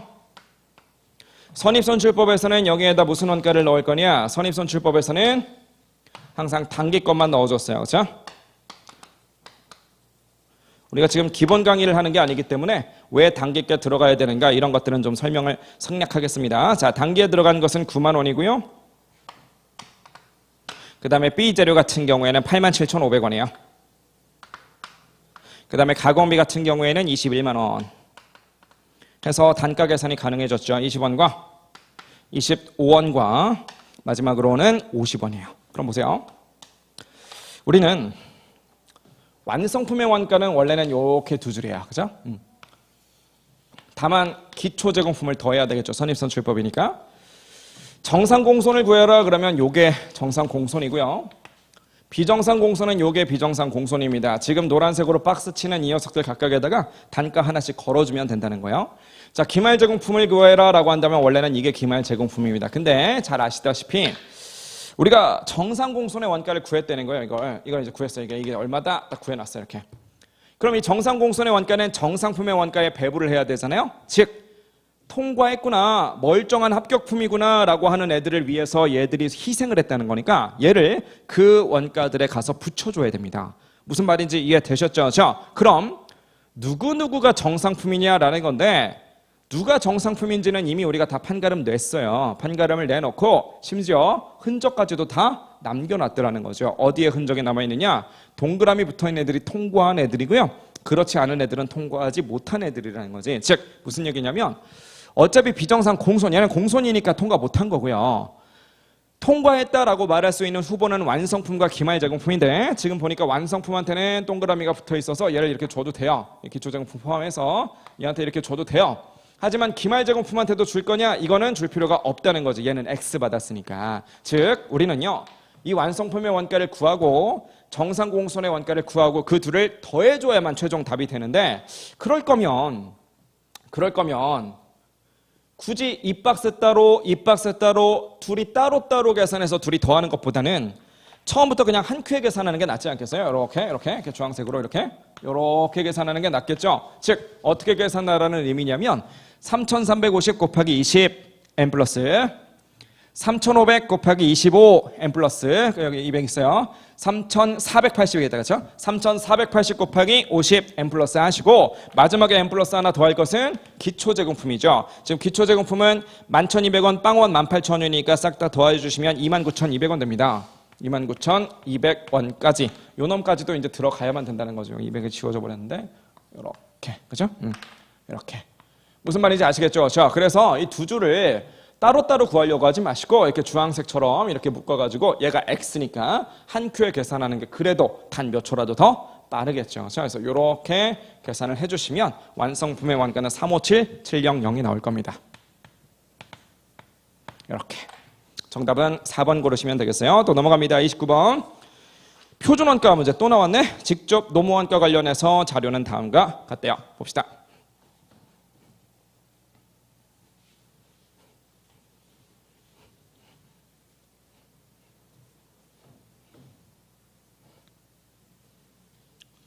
직접 노무원가에 대한 차이 분석이니까 우리는 AQ, AP, AQ, SP, SQ, SP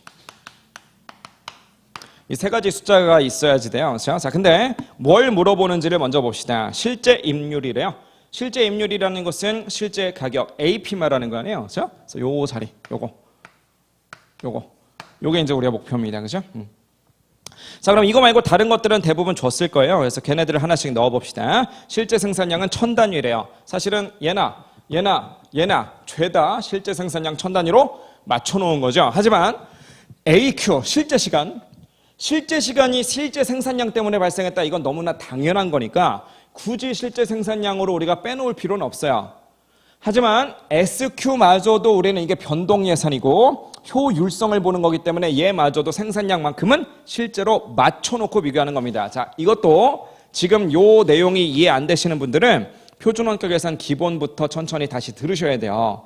제가 지금 이거 기본 강의하는 게 아니기 때문에 지금 이거 생산량은 실제다. 이것도 제가 1시간 정도 설명드려야 되는 내용이거든요. 하지만 그런 부분들을 다 생략하고 있기 때문에 지금 제가 하는 이야기가 무슨 말인지 모른다. 하지만 그냥 외워서 저대로 풀어보자 이렇게 하면 절대로 2차까지 합격할 수가 없어요. 뭔 말인지 이해되셨죠? 그래서 지금 이 기출 강의를 찍는 건 내가 잘 풀었는가 확인해보자 뭐 이런 용도도 있지만 그거보다는 내가 1차 시험을 합격하려면 알고 있어야 되는 기본 지식들을 충실하게 잘 이해하고 있는가 없는가, 그럼 부족한 부분이 있다면 그 부분을 다시 한번 좀 봐야 되겠구나, 이런 것들을 판가름 내는 게 더 큰 겁니다. 이해되셨죠? 자, SQ지만 실제 생산량 1000개로 가야 한다는 것, 이걸 반드시 기억합시다. 실제 발생액은 1378이래요. 얘랑 둘이 곱한 게 뭐 요쯤 나왔나 보네. 그죠? 자, 그다음 표준 노무 시간이 5.5시간이래요. 아, 지금 Q는 직접 노무 원가니까 Q로 쓸 것은 노무 시간일 거 아니겠어요. 지금 우리는 여기다 생산량만 넣어놨으니까 얘를 환산해야죠. 다만 생산량만 실제인 거고 이건 액추얼인 거고 SQ를 계산할 때 환산은 당연히 스탠다드로 해야 되는 거예요. 그렇죠? 그래서 이게 5.5시간입니다. 이렇게 5.5시간.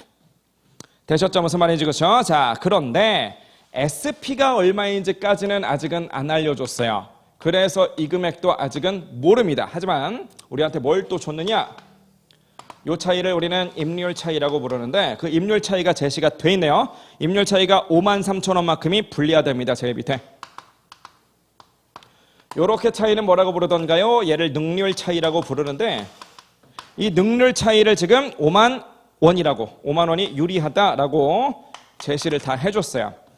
그럼 어차피 얘네 둘 간의 차이가 53,000원이고 불리한 차이라는 건 왼쪽 실제가 더 컸다는 거니까 이 금액은 여기서 53,000원 빼면 되잖아요. 빼보시면 금액이 얼마가 나올 거냐? 1325가 나올 겁니다. 마찬가지 둘을 비교했더니만 5만 원 차이가 나고요. 유리했다는 건 조금이라도 더 실제인 이 녀석이 더 저렴하게 나왔다 그런 얘기니까 여기다가 5만 원을 더해 주시면 되겠네. 이렇게. 그럼 이게 1375인 걸 알았으니까 결국 우리는 역산을 해주시면 시간당 SP가 얼마인지를 알게 된다는 거예요. 그래서 이걸 한번 계산해 보시면 250원쯤 나옵니다. 이게 시간당 SP고요. 얘를 필요로 하는 녀석은 여기도 있네요. 여기다가도 시간당 250원을 걸어주죠. 그럼 요놈 나누기 요놈 해주시면 AQ가 나와요. 여기는 이 AQ는요 5300시간일 겁니다. 다시 한번 얘기하지만 5300시간도 당연히 1000개 관련된 얘기예요. 모든 걸 다 1000개로 맞춰놓고 비교하는 겁니다. 자, 5300시간이 AQ라면 여기에다 걸어줬을 때 역산해서 AP가 얼마인지를 드디어 알게 되었네요. 계산 한번 해보시면 260원쯤 나와요. 그죠? 정답은 4번 고르시면 되겠네. 30번으로 갑니다. 30번에서요. 단일의 제품을 생산해서 판매하고 있고 선입선출법에 의한 종합원가 계산을 쓴 겁니다. 여기까지 읽으면 당연히 종합원가 계산 문제가 또 나온 것 같아요. 그런데 밑에 한번 읽어보니까 재료는 공정 초에 들어가고 전환원가는 전반에 걸쳐서 균등하게 발생한다. 오케이, 여기까지도. 제공품 기초 기말 그리고 완성도까지 줬고요. 제품 기초 기말 수량을 줬어요. 뭐 오케이. 근데 그 밑에 보니까 충격적이죠. 8,500개 투입해서 9,200개 완성했다. 완성품 완산량 단위당 원가 50원 30원이었다. 그리고 전기와 동일했다. 근데 마지막 줄에 보니까 뭐래요? 전보원가 영업이익이 31만 5천 원인데 초변동원가 이익은 또 얼마냐요? 아이고, 종합원가 계산 문제인 줄 알았더니 변동원가, 초변동원가 이익 차이 조정 문제였네요. 근데 이익 차이 조정하는 데 있어서 갑자기 제공품 이야기 나오고 완성도 이야기 나오고 종합원가 계산 이야기 나오고 그런 이유는 뭐예요? 우리가 이익 차이 조정할 때 아마 공식 외우고 계실 거예요. 다시 한번 얘기하지만 제가 지금 말하는 공식이 뭔지 모르시는 분들은 지금 요 강의 듣는 것도 물론 중요하지만 문제 외워서 풀면 안 돼요. 그냥 공식을 아직도 본 적이 없다 하시는 분들은 그래도 기본 강의 다시 한번 들으셔야 됩니다. 따라오셨죠? 무슨 말인지 그렇죠? 자, 우리는요 이 식을 알고 있어요. 이 식 정도는 당연히 알고 계시는 분들이라고 가정하고 그냥 쓰도록 하겠습니다. 자, 우리가 초변동원가 계산해서 사실 전보원가 계산이 외부 공시용이니까 최종 결론으로 이렇게 집어넣고요. 예에서 예로 넘어올 때 혹은 변동에서 전부로 넘어올 때 비기닝 인벤토리 기초 재고는 빼고요. 엔딩 인벤토리 기말 재고는 가산을 하죠.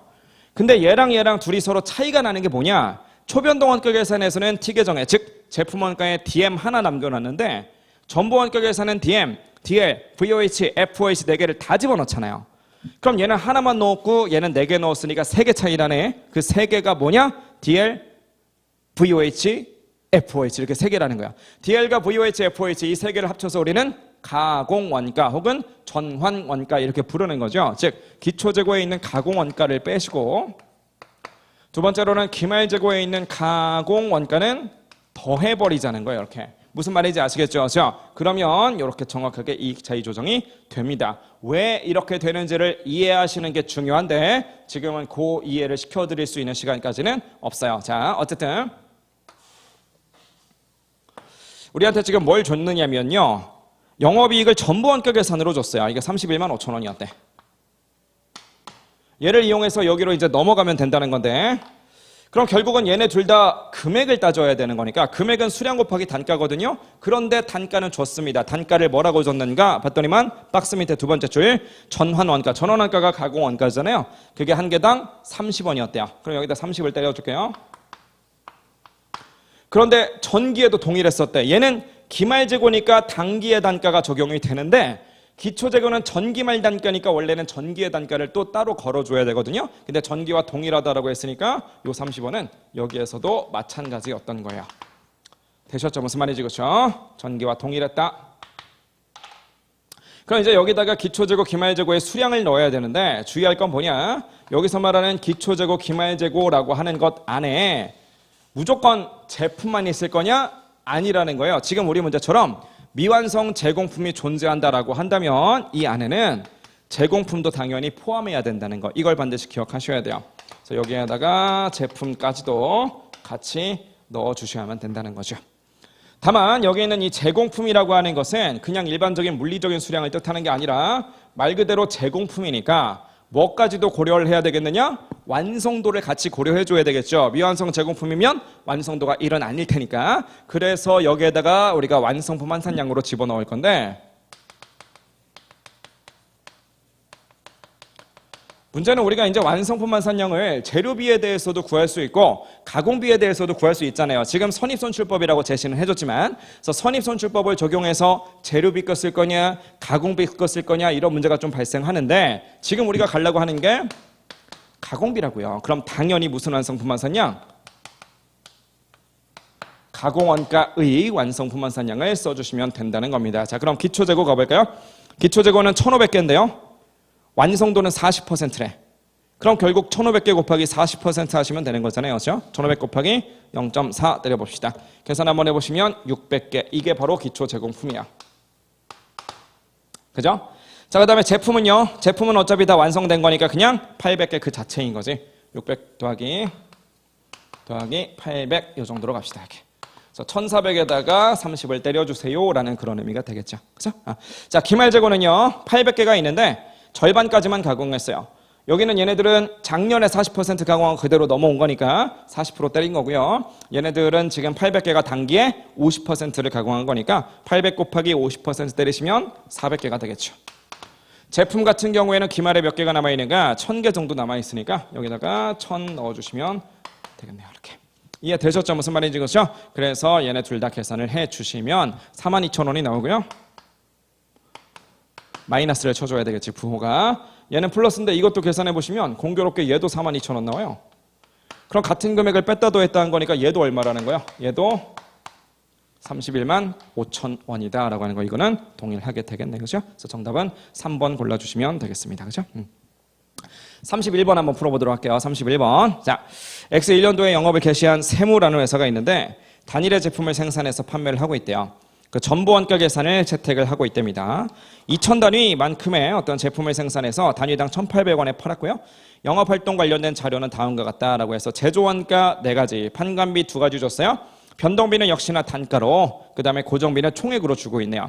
세무의 X1년 영업이익이 변동원가 계산 영업이익보다 20만 원이 많대. 그럼 판매 수량은 몇 개일 거냐? 제공품은 없더랍니다. 자, 이것도 마찬가지 이식 쓰라는 거네요. 다만 초변동 대신에 변동을 써라 그런 의미가 되겠지.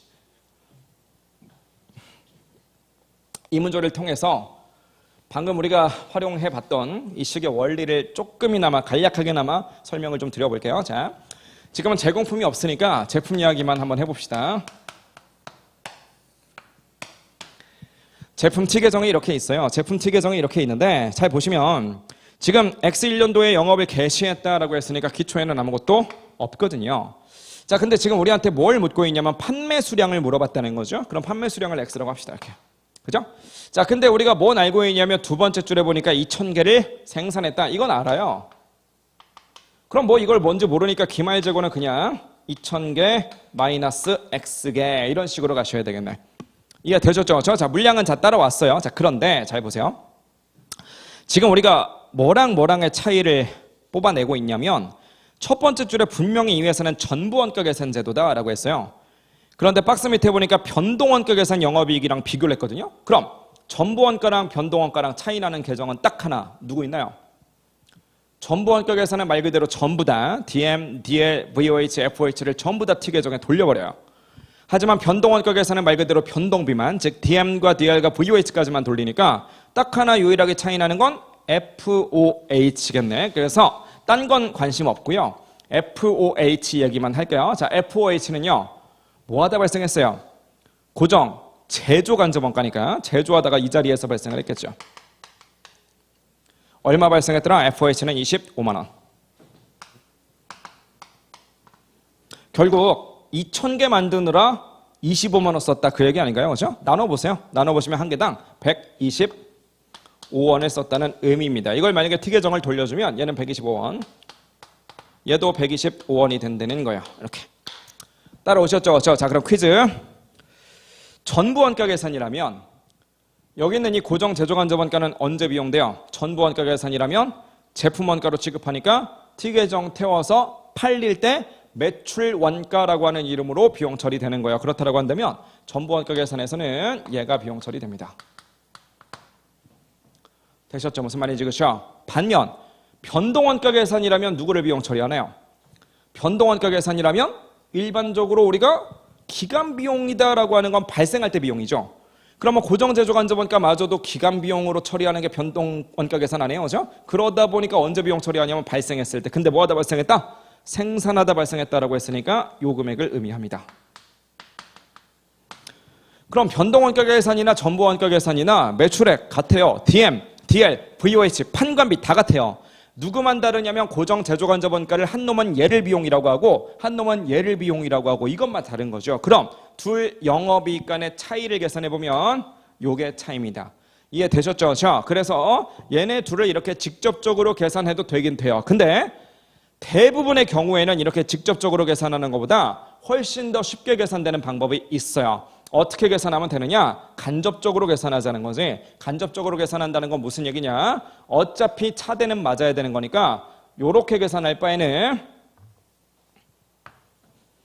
이렇게 둘 간의 차이를 계산해도 어차피 차이 금액 자체는 동일하게 나온다 이 소리야. 무슨 말인지 아시겠죠? 자, 그래서 우리는 파란색처럼 이렇게 직접적으로 구하는 방법도 2차 때는 할 줄 아셔야 돼요. 시험 문제에 나옵니다. 하지만 대부분의 경우에는 좀 쉽게 계산할 때는 그냥 이렇게 간접적으로 기초, 기말, 재고를 이용해서 계산을 하게 돼요. 그래서 우리가 식을 만들 적에 변동원가 계산의 영업이익에서요, 외부 공시용인 전부원가 계산의 영업이익으로 돌려줄 적에 비기닝 인벤토리와 엔딩 인벤토리를 뺐다 더했다 해요. 기초 비기닝과 기말 엔딩 얘네들을 건드려 주자는 거지. 왜 부호가 이렇게 되는지 이런 것들은 이론 정리를 좀 하셔야 돼요. 자, 어쨌든 아까 전에 초변동과 전부 간의 가공원가만큼 차이가 났듯이 변동과 전부 간에는 누구만 차이 난다? 고정제조간접원가만 차이가 난다라고 이렇게 말씀을 드렸어요. 그래서 식을 이런 식으로 쓰셔야만 되겠지. 자, 이런 식으로 이제 식을 쓸 건데 이제 문제는 뭐냐면은요. 지금 얘가 알려주고 있는 게 뭐냐면 전부원가 계산이 변동원가 계산보다 20만 원이 더 많았대요. 요 놈에서 요 놈으로 내려올 때 20만 원이 불어났대. 그럼 얘가 얼마인지 모르고 얘가 얼마인지는 몰라도 그래도 알 수 있는 건 요렇게 둘 간의 네팅한 금액이 20만 원이다. 근데 우리 회사는 LC당 쪽 비기닝이 있지도 않거든요. 요게 있지도 않으니까 얘는 당연히 빵원이겠죠. 그럼 얘가 20만 원이었다. 이런 소리 아닌가요? 그죠? 자, 그럼 얘를 20만 원을 만들어 봅시다. 요 20만 원은 엔딩 인벤토리에 있는 FOH고요. 그게 바로 요 놈이라는 거지. 그렇죠? 즉 얘가 어차피 없으니까 요 놈 자체가 20만 원이면 된다. 그 소리예요. 식으로 굳이 써본다면 2000개 마이너스 X개 거기다 곱해주기를 125원을 때린 것 이게 바로 20만 원이다. 즉 X값은 얼마다? 계산 충분히 가능하죠. X값은 아마도 400단위 정도가 나오게 될 겁니다. 그렇죠? 이렇게. 그래서 정답은 이제 2번이네요. 자, 32번 문제로 넘어갈게요. 정상개별 원가 계산이랍니다. 그럼 정상이라는 말 딱 보자마자 제조간접원가?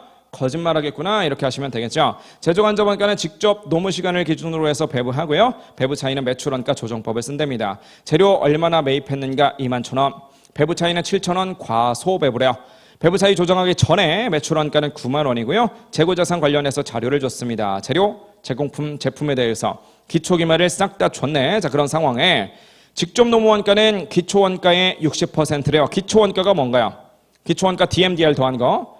근데 그 중에 60%가 DL. 그럼 나머지 DM은 40이다. 이런 소리가 되겠네. 단계에 실제로 발생한 제조간접원가를 계산을 해보래요. 한번 해봅시다. 티계정 좀 돌려볼게요.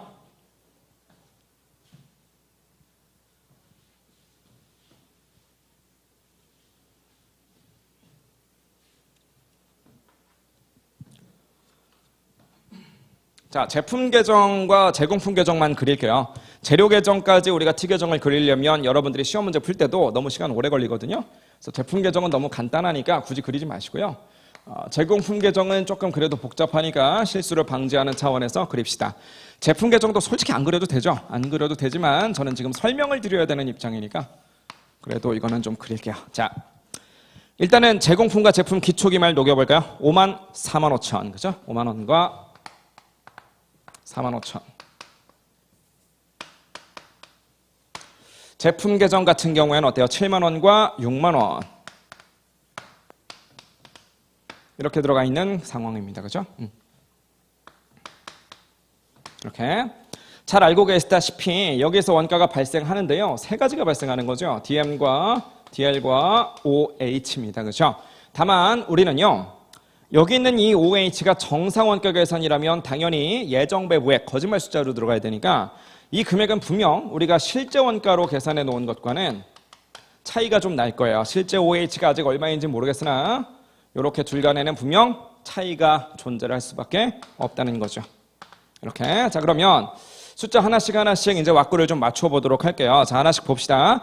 세 번째 줄에 재료를 얼마나 매입했는가 21,000원 매입했대요. 그럼 계산기만 두드릴까요? 기초에 3,000원 있는 상태에서 21,000원 매입했다. 그럼 24,000원 돌아가겠네. 4,000원 남겼대요. 그럼 얼마 썼다는 의미? 2만원.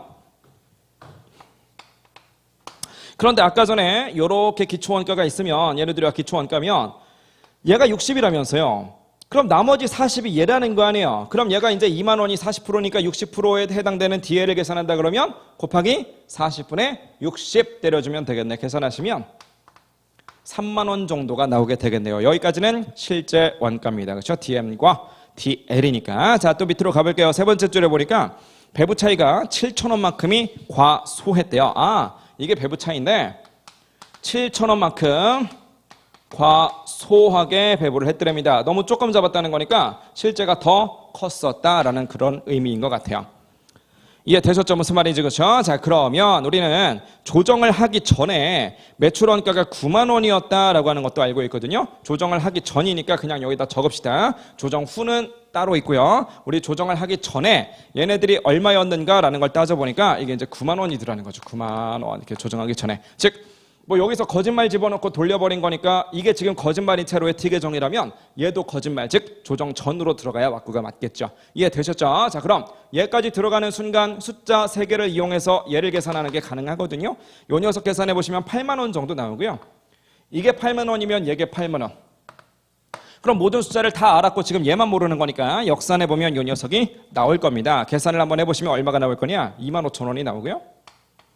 25,000원은 예정 배부의 거짓말이죠. 왜? 이것도 거짓말이었으니까. 무슨 말인지 이해되셨죠? 그죠? 그래서 이거 거짓말 숫자인데 알고 보니 진짜 숫자랑의 차이가 7,000원만큼이었었고 과소니까 얘가 더 크대요. 그럼 25,000원에 7,000원을 그냥 더해주면 그만이겠네. 더해주시면 32,000원 정도로 계산이 되겠네요. 자, 정답은 32,000원 4번 골라주시면 되겠습니다. 33번 갈게요.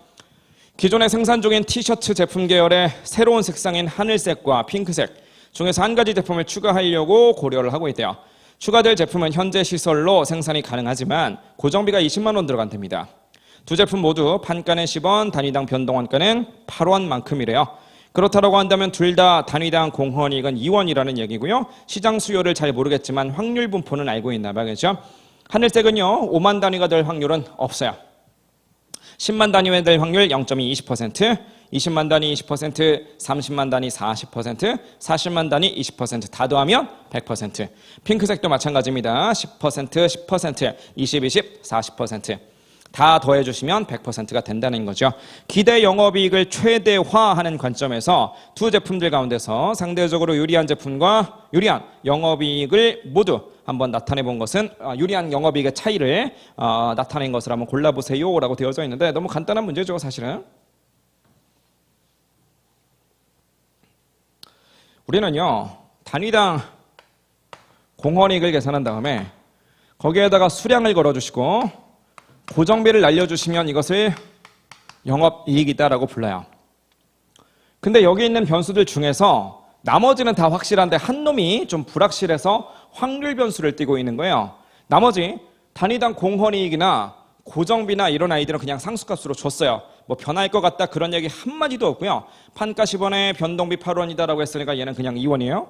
고정비도요 뭐 변할 것 같다 그런 얘기 없이 그냥 20만 원 더 들어간다 이렇게만 얘기를 하고 있다는 거죠. 그럼 변하는 건 유일하게 요 녀석이 다니까 요 녀석에 대해서는 확률 변수를 이용해서 기대값을 걸어줄 수 있어요. 그럼 여기를 기대값으로 넣었으니까 당연히 이렇게 나오는 이익도 기대되는 이익인 거 아닌가요? 그렇죠? 요 기대 이익을 비교하라는 겁니다. 이해되셨죠? 무슨 말인지. 그렇죠? 자, 그럼 하늘색부터 해볼까요? 하늘색 같은 경우에는요 단위당 공헌이익은 2원입니다. 그렇죠? 10원에서 8원을 빼주면 되니까. 자, 기대 확률 걸어서 지금 기대 수량 한번 계산해 보실래요? 계산기 두드려 보세요. 뭐뭐 곱하면 돼요? 5만 곱하기 0, 10만 곱하기 0.2, 20만 곱하기 0.2, 30만 곱하기 0.4, 40만 곱하기 0.2 이거 다 곱해주시고 싹 다 더해주시면 되겠죠. 계산 한번 해보세요. 해보시면 26만 개 나오셨을 겁니다.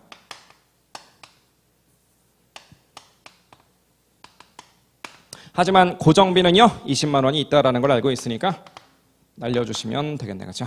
계산해 보시면 32만 원 정도 나와요. 핑크도 해볼까요? 어차피 이게 똑같으니까 이게 수량이 더 많은 놈이 더 많이 나오겠다, 그렇죠? 딱 보니까 5만, 10만, 20만, 30만, 40만 거기에다가 핑크색의 확률들 쭉 다 곱해주시고 싹 다 한번 더해주세요.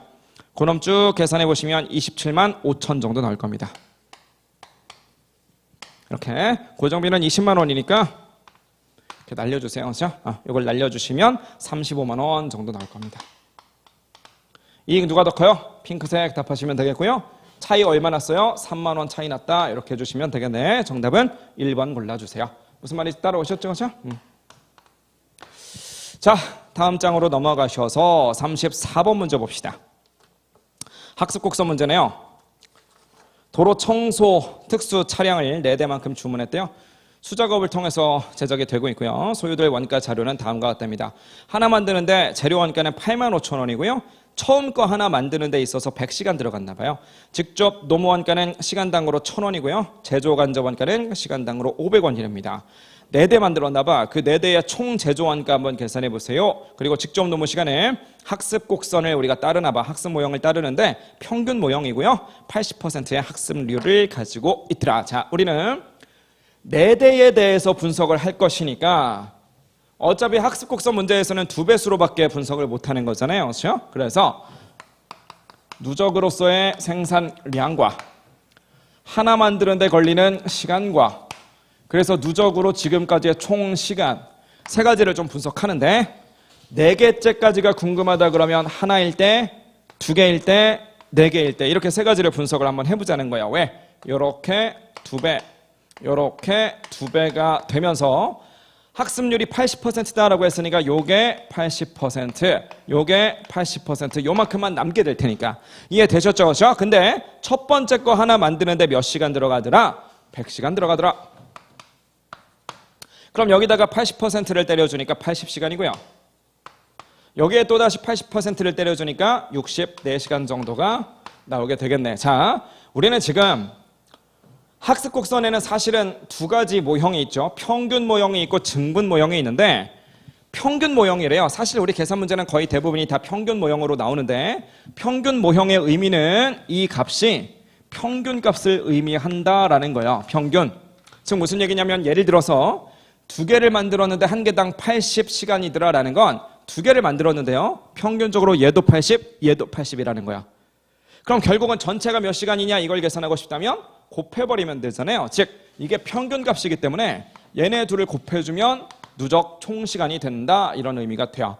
자, 우리는 지금 4대 1대에 대해서 궁금해하고 있으니까 요 놈들 둘을 곱해버립시다. 4 곱하기 64 해주시면 256시간이죠. 이렇게.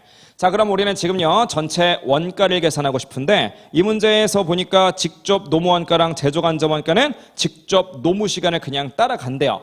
그럼 우리가 결국 어차피 둘 다 직접 노무 시간 따라가니까 직접 노무 시간당 1,500원 이렇게 해버리면 그만인 거지 DL 따로 OH 따로 이렇게는 안 해도 되겠다. 조금이라도 시간을 세이브하려면. 그죠? 자, 그럼 우리는 지금 DM과 DL과 OH는 한꺼번에 이렇게 2가지를 계산하면 될 텐데 DM은요 시간이랑 상관이 없습니다. 그래서 한 대당으로 8만 5천 원 꼴이니까 이렇게 생긴 녀석을 몇 대? 4대 만들었다. 단순히 요거 계산하시면 되겠죠. 그렇죠? 계산 한번 해보시면 34만 원이 나와요. 자, DL과 OH는요 둘 다 시간당 1,500원 그러니까 1시간당으로 합쳐주면 1,500원이라는 의미고요. 우리 4대 만드느라고 몇 시간 들어갔다? 256시간이 들어갔다. 둘이 곱해주시면 되겠네요. 계산 한번 해보시면 38만 4천 원이 나옵니다. 둘을 더해주시면 총 원가 나오겠네요. 72만 4천 원 정도로 계산될 거예요. 이렇게 그죠? 72만 4천 원이니까요. 정답은 4번 고르시면 되겠네. 35번은요. 진짜 그야말로 지금까지 한 번도 거의 거의 역사상 한두 번 정도 나왔던, 그죠? 거의 한 10년 동안 안 냈던 그런 주제를 갑자기 뜬금없이 내버려서 아마 이게 수험생분들 입장에서 굉장히 좀 당황하셨을 것 같아요. 근데 뭐 불행인지 다행인지 모르겠지만 어렵게 나오진 않았습니다. 솔직히, 그죠? 그냥 센스로도 충분히 풀 수 있어요. 다만 이제 시간이 좀 모자르시겠지. 그렇게 센스를 좀 발휘하시기에는, 그죠? 자, 읽어볼게요.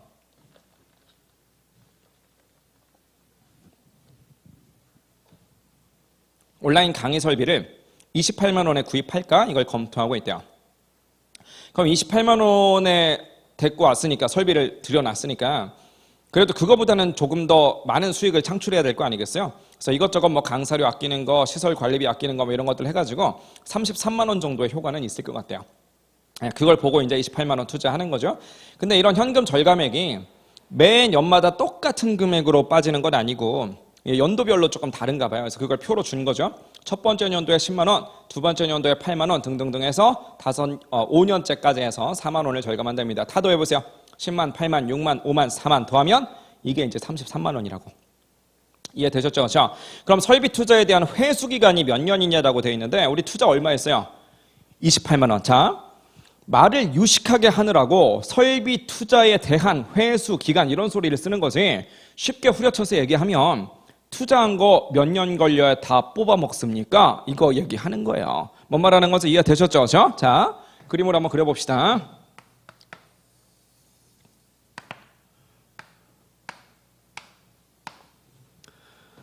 1년, 2년, 3년, 4년, 5년 이렇게. 무슨 말인지 이해되셨죠? 현금이 얼마나 절감되느냐? 10만 원이고요. 두 번째 연도에는 8만 원 절감. 세 번째 연도에는 6만 원 절감. 5만 원 절감. 다섯 번째 연도에는 4만 원 절감. 요만큼씩의 효익을 우리가 누릴 수가 있다는 거예요. 근데 처음에 투자한 건 얼마길래요? 투자한 거는 28만 원이거든요. 그럼 내가 28만 원을 뽑아 먹었는데 1년밖에 못 쓰면 야 28만 원을 투자해놓고서 내가 10만 원 효과밖에 못 봤다. 아이고 내가 손해봤네. 이럴 거 아니겠어요. 그러니까 이걸 이제 계속 써야지.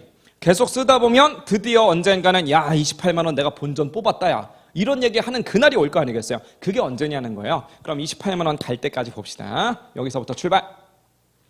10만 원, 18만 원, 24만 원. 오, 여기까지 다 가면 안 되겠다. 29만 원이니까 28만 원이니까 한 여기 정도까지만 와야지 될 것 같아요. 뭔 말인지 이해되셨죠? 자, 그럼 여기만큼이 얼마인가요? 이게 지금 4만 원이 되더라 이런 얘기지. 이렇게 즉 얘랑 얘까지 더해주면 28만 원 딱 된다는 겁니다. 이렇게 무슨 말인지 이해되셨죠? 자, 그럼 보세요.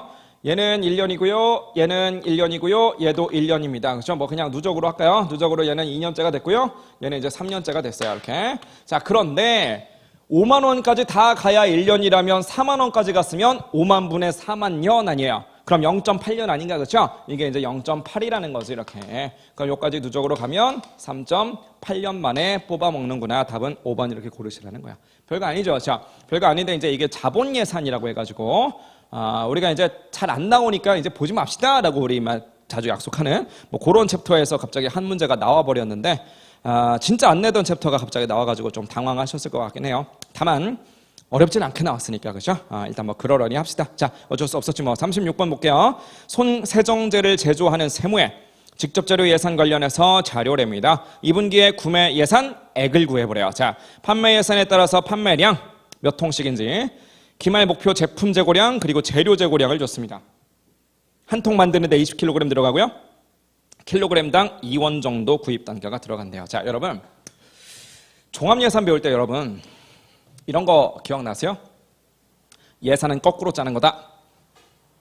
예산 편성 순서는 실제 흐름의 반대다. 이걸 좀 기억하세요. 혹시 지금까지 모르시는 분들이 계시다면 이거 하나 기억하세요. 예산의 편성은 실제와 역순이다. 뭔 소리냐? 원재료를 먼저 사고 공장에서 생산한 다음 최종적으로 제품을 팔아야 되잖아요. 그렇다고 야 원재료 얼마나 구매할까? 그거 먼저 짠 다음에 그래? 야 그럼 우리 그거 가지고 얼마나 만들까? 이거 짠 다음에 그래? 그럼 우리 이거 만든 거 가지고 얼마나 팔까? 예산을 이렇게 편성할 수는 없어요. 예산을 편성하려면 제일 먼저 누가 발언권을 갖느냐? 판매팀장이 먼저 떠들어야 돼요. 시장을 조사해본 결과 올 한 해 우리 회사는 이 정도는 팔아먹을 것 같습니다. 이게 먼저 나와야 된다는 거지. 즉 실제로는 판매가 제일 뒤지만 예산 짤 때는 그거 제일 먼저 짜는 거예요. 두 번째는요. 그렇게 팔아먹을 거면 제품을 이렇게 생산해야 되겠군. 생산 예산이, 제조 예산이 두 번째고요. 그렇게 제조할 거면 재료는 이렇게 구매해 와야 되겠군. 재료 구매 예산이 마지막입니다. 완전히 거꾸로라는 거예요. 그래서 우리 자료 보세요. 첫 번째 점에 누구부터 주고 있어요? 판매량 예산부터 주고 있죠. 판매를 1번으로 짜기 때문에 그래요. 그래서 이런 문제를 풀 때는요. 모든 걸 반대로 생각하세요. 지금 제공품 얘기는 없으니까 재료 계정과 제품 계정 이렇게 두 가지만 보면 될 것 같은데 둘 중에 그럼 뭐부터 분석할까요? 재료랑 제품 중에 원래는 뭐부터 그래요?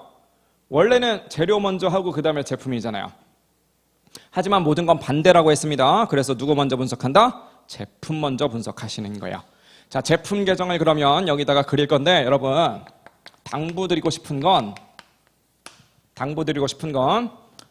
예산 문제 풀 때는요 T 계정 그리시지 마세요. 웬만하면. 왜냐하면 지금 우리가 분석해야 되는 계정이 두 개거든요. 제품과 재료. 근데 분기가 4개나 되잖아요. 이걸 T 계정으로 그리려면 T자만 8개 그리려고요? 2개씩 4분기? 8개의 T자를 그려가지고 이거 헷갈려서 어떻게 구하려고요? 이거 할 수가 없어요. 그래서 T 계정은 어차피 항등식이니까 항등식으로 바꿉시다. 다만 모든 건 반대다라고 했으니까 차변과 대변조차 리버스 칠게요. 자, 무슨 얘기냐면 제품 계정, 차변, 대변 머릿속으로 떠올려 보시고 T 계정 그걸 리버스 치시고 항등식으로 표현하세요. 즉 대변에는요 판매가 나와요. 대변에 있는 또 하나는 기말 재고고요. 차변으로 갑시다. 기초 제품. 또 하나는 단기 생산. 이런 식으로 가면 된다는 거예요. 자, 두 번째 재료 계정으로 가볼까요? 재료도 T 계정 머릿속으로 떠올리시고요. 항등식으로 바꾸되 차변, 대변 리버스 치세요. 대변에 뭐 있어요? 대변에 재료에 사용 플러스 기말 재료. 이것은 기초 재료 플러스 단기 구입. 따라오셨죠? 자, 이런 식으로 우리는 총 4분기에 대한 자료를 줬어요. 자, 왜 리버스 치라고 하는지 아시겠죠? 이 자료 제일 먼저 준다니까요. 먼저 판매 예산을 먼저 짜는 거니까. 그래서 1분기에는 1000통이고요. 통이라는 말을 생략할게요. 2분기 3000통. 그 다음에 3분기 같은 경우에는 5000통이고 4분기엔 2000통입니다. 자, 그럼 얘네 문제에서 줬으니까 알았어요. 이제 여기서부터가 우리가 해결할 숙제인데 누군가 이렇게 말하는 거예요. 야, 너네가 2분기에 3000통을 팔 거야? 그럼 2분기에 그냥 3000통을 생산해서 그걸 팔면 되지 뭘 그리 복잡하게 생각을 하냐? 이렇게 말하는 사람도 있을 수 있어요. 하지만 그건 굉장히 위험한 생각입니다. 왜? 생산이라는 건 언제 어떤 차질을 빚을지 몰라요. 불량이 막 나올 수도 있고요. 타이밍을 못 맞출 수도 있고요. 자칫하면 손님 왔는데도 못 팔 수도 있는데 그건 최악이거든요. 그래서 미리 좀 들고 있고 싶어 해요. 항상 기업은. 자, 2분기에 요만큼 팔 거면 2분기 초, 즉 1분기 말에 그 판매되는 수량의 일정 비율, 우리 문제에서는 지금 제품은 20%래요. 20%를 미리 갖고 있고 싶어 합니다. 얘도 마찬가지고요. 여기서도 마찬가지라는 거예요. 이렇게. 그렇다라고 한다면 여기다 20%씩을 때려서 올라가 보세요. 계산하시면 600통, 1000통, 그리고 400통 정도 되나요? 이렇게 나오겠네요. 자, 기말 재고 쪽을 다 해결했습니다. 그럼 기초 재고는요? 간단하죠? 기초 재고는 전기말 재고랑 같으니까 이렇게 내려오면 돼요. 이렇게. 2분기 초는 1분기 말이니까. 그래서 600, 1000, 400 이렇게 갑시다. 그럼 적어도 얘네 둘은 계산하는 게 가능하네. 그래서 2분기, 3분기에 생산해야 되는 통수는 3,400통과 4,400통이다. 이 정도로 계산이 되겠네요. 자, 제품 계정 해결했습니다. 우리의 목표는요? 우리의 목표는 2분기의 직접 재료 구매 예산 금액이에요. 2분기니까 우리가 여기서부터 1분기, 그 다음에 2분기, 3분기, 그 다음에 4분기 이렇게 갈 건데 2분기에 구입액이라면 2분기에 구입액 여기네, 여기. 요게 이제 우리의 목표입니다. 요거. 그것도 구입량이 아니라 구입액이라고 되어 있으니까 일단 금액으로 가라는 거예요. 금액으로. 이렇게. 이해되셨죠? 자, 그럼 보세요. 제품 같은 경우에는 제일 첫머리에 판매 이걸 문제에서 주고 시작하는데 재료를 얼마나 사용해야 된다 이런 것들은 문제에서 안 나오거든요. 이건 근데 우리가 계산할 수 있어요. 어떻게? 생산하려면 재료가 사용돼야 하거든요. 즉 얘네 둘 간에는 뭔가 관계가 있다는 것이고 그 관계가 문제에서 나와 있죠. 손세정제 한 통 만드는데 몇 킬로그램 필요하다? 20kg. 그래서 여기는 3,400에다가 20kg을 4,400에다가 20kg을 구해서 아까 전에 했던 방식으로 똑같이 가다 보면 이게 몇 킬로그램이냐라는 걸 계산할 수 있어요. 근데 우리는 금액을 계산해야 되잖아요. 금액이니까 킬로그램을 계산한 다음에 거기다 킬로그램당 단가를 그냥 때리는 방법도 있고요. 아니면 처음부터 그냥 금액 때려놓고 돌려도 돼요. 킬로그램당 2원이다라고 했으니까 저는 여기다 그냥 2원까지도 같이 넣어서 돌려버릴게요. 자, 얘네 둘은 알았죠? 그럼 40원이네. 3,400 곱하기 40 때려보세요. 3,400 곱하기 40원 때리시면 13만 6천 원이 나옵니다. 이건 금액이죠, 이제. 마찬가지 4,400에다가 40 때려보세요. 여기는 얼마가 나올 거냐? 17만 6천. 일단 이 두 개는 확실히 계산이 가능해요. 재료도 마찬가지입니다. 누군간 그러겠죠. 2분기에 이만큼 쓸 거야? 그럼 2분기에 그만큼 사오지 그래? 우리 거래처 망해 있으면 어떡하려고요? 이거 언제 어떻게 될지 아무도 모르니까 미리 조금 안전빵으로 땡겨서 갖고 있고 싶어 합니다. 이 회사는 얼마나 들고 있어야지 안심이 되겠대요? 10%랍니다. 재료의 10%. 그럼 결국은 우리가 기말 재고는요 13,600과 17,600임을 알 수가 있는 것이고 이 녀석은 어차피 다시 내려오면 되겠죠. 2분기 초란 1분기 말과 동일한 말이니까. 그럼 결국은 요놈을 이용해서 얘를 역산하는 게 충분히 가능해졌네요. 계산하시면 14만 원쯤 나와요. 14만 원. 이렇게. 되셨죠? 무슨 말인지 그렇죠? 14만 원. 정답은 3번 고르시면 되겠네. 자, 37번 갑시다. 세무는 A와 B를 생산하고 있고요. 대한으로부터 A 전량을 한 단위당 18원에 공급하고 싶어요 라는 제안을 받았대요. 즉 우리는 지금 생산 중이에요. A를 생산 중인데 갑자기 다른 애가 오더니 A를 너희가 생산할 게 아니라 내 거를 사서 거기다 마진 붙여서 팔지 그래? 즉 우리한테 지금 A는 제품이거든요. 얘네들의 제안을 수락하게 되면 이제 A는 이제 상품이 돼버리겠지. 친구한테 사갖고 와서 거기다 마진 붙여갖고 파는 거니까. 자, 그런데 지금 현재 생산을 우리가 1,000개 하고 있나 봐요. 근데 이제 그거 하느라고 이런저런 원가들이 막 들어가나 봐요. 다 해서 이제 2만 원 들어가는데 위에 3개 DM, DL, VOH까지는 다 변동비인데 감독자급여, 감가상각비, 공통간접원가 얘네들이 이제 관건이 되겠죠. 그래서 얘네들에 대한 설명은 밑에 나오게 될 겁니다. A를 생산하지 않는다면 감독자는 역시 애매한 게 네 번째 감독자 급여였잖아요. 감독자 급여는 그냥 해고해도 된대요. 해고 가능하다는 건 뭐가 된다는 거예요? 회피가 가능하다는 거예요. 자, 회피 가능 고정비.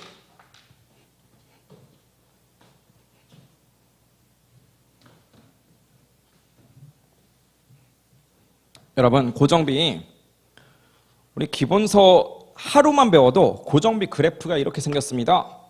요건 알게 되거든요. 고정비는 일반적으로 회피가 불가능해요. 즉 우리 조업도가 요만큼입니다. 고정비는 이만큼 나오고 있는 거죠. 근데 고정비는 말 그대로 고정비라서 아주 극단적으로 우리 조업도를 아예 빵으로 줄여도, 그죠? 아예 안 만든다라고 해도 그래도 임차료는 계속 나가는 거예요.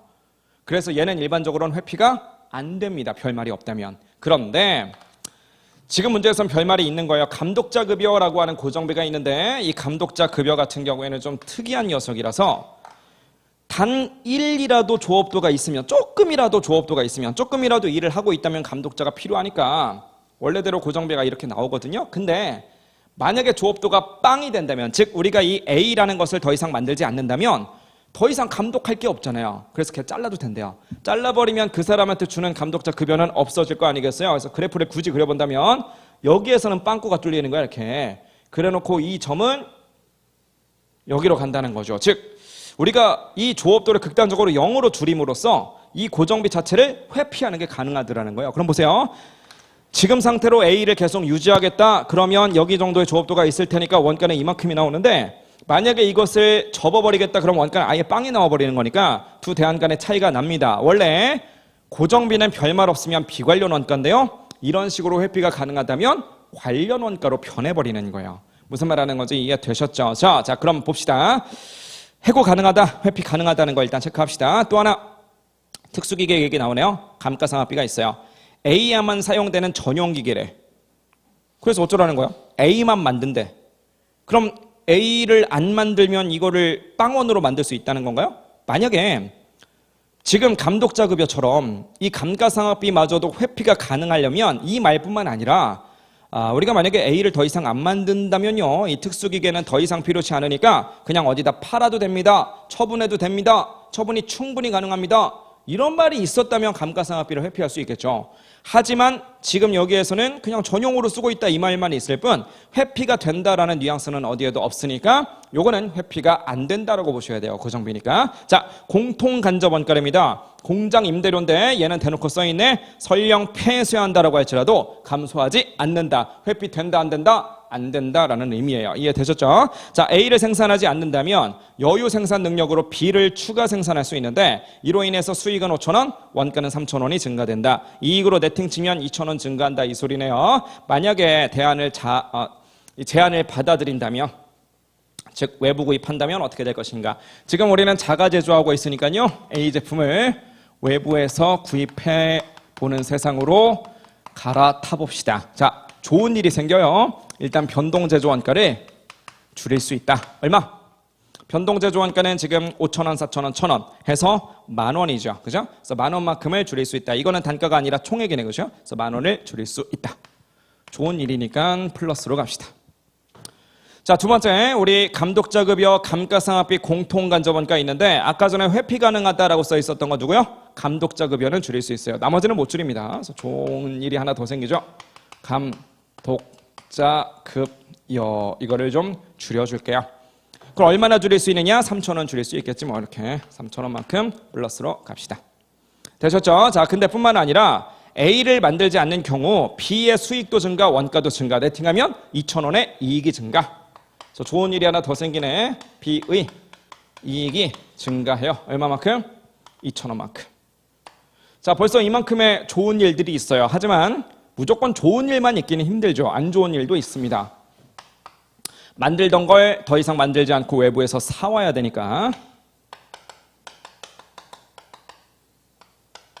외부 구입 비용이 발생하게 되겠죠. 얼마 불렀어요? 18원. 우리 몇 개 만들고 있었어요? 1,000개. 그럼 사오는 것도 1,000개. 18,000원은 써야 되겠군요. 그렇죠? 이거는 비용이니까 마이너스 갑시다. 네팅하면 되겠죠. 네팅하면 마이너스 나와요. 좋은 게 이렇게 많은데 이게 너무 비쌌던 거지. 한 방에 마이너스가 됐습니다. 3,000원이 불리하니까 그냥 원래 하던 대로 자가 생산하는 게 낫겠네요. 자, 이제 거의 다 왔습니다. 38번.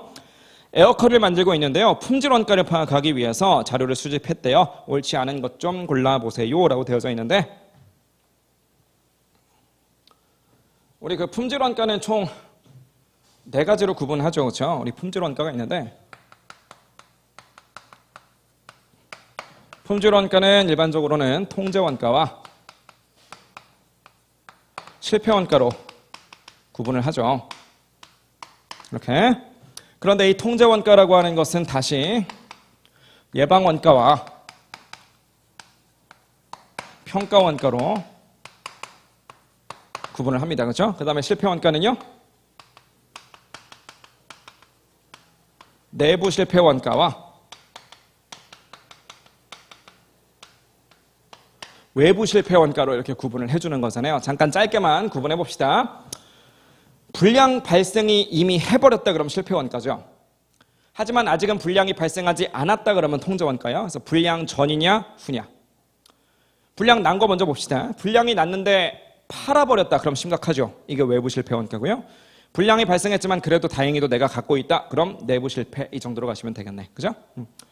통제 원가는요. 불량 나기 전에 내가 이 불량 관리를 위해서 쓰는 모든 것들이에요. 예방 원가는 뭐야? 말 그대로 불량이 안 나도록 방지하느라고 돈 쓰는 거. 이게 바로 예방 원가죠.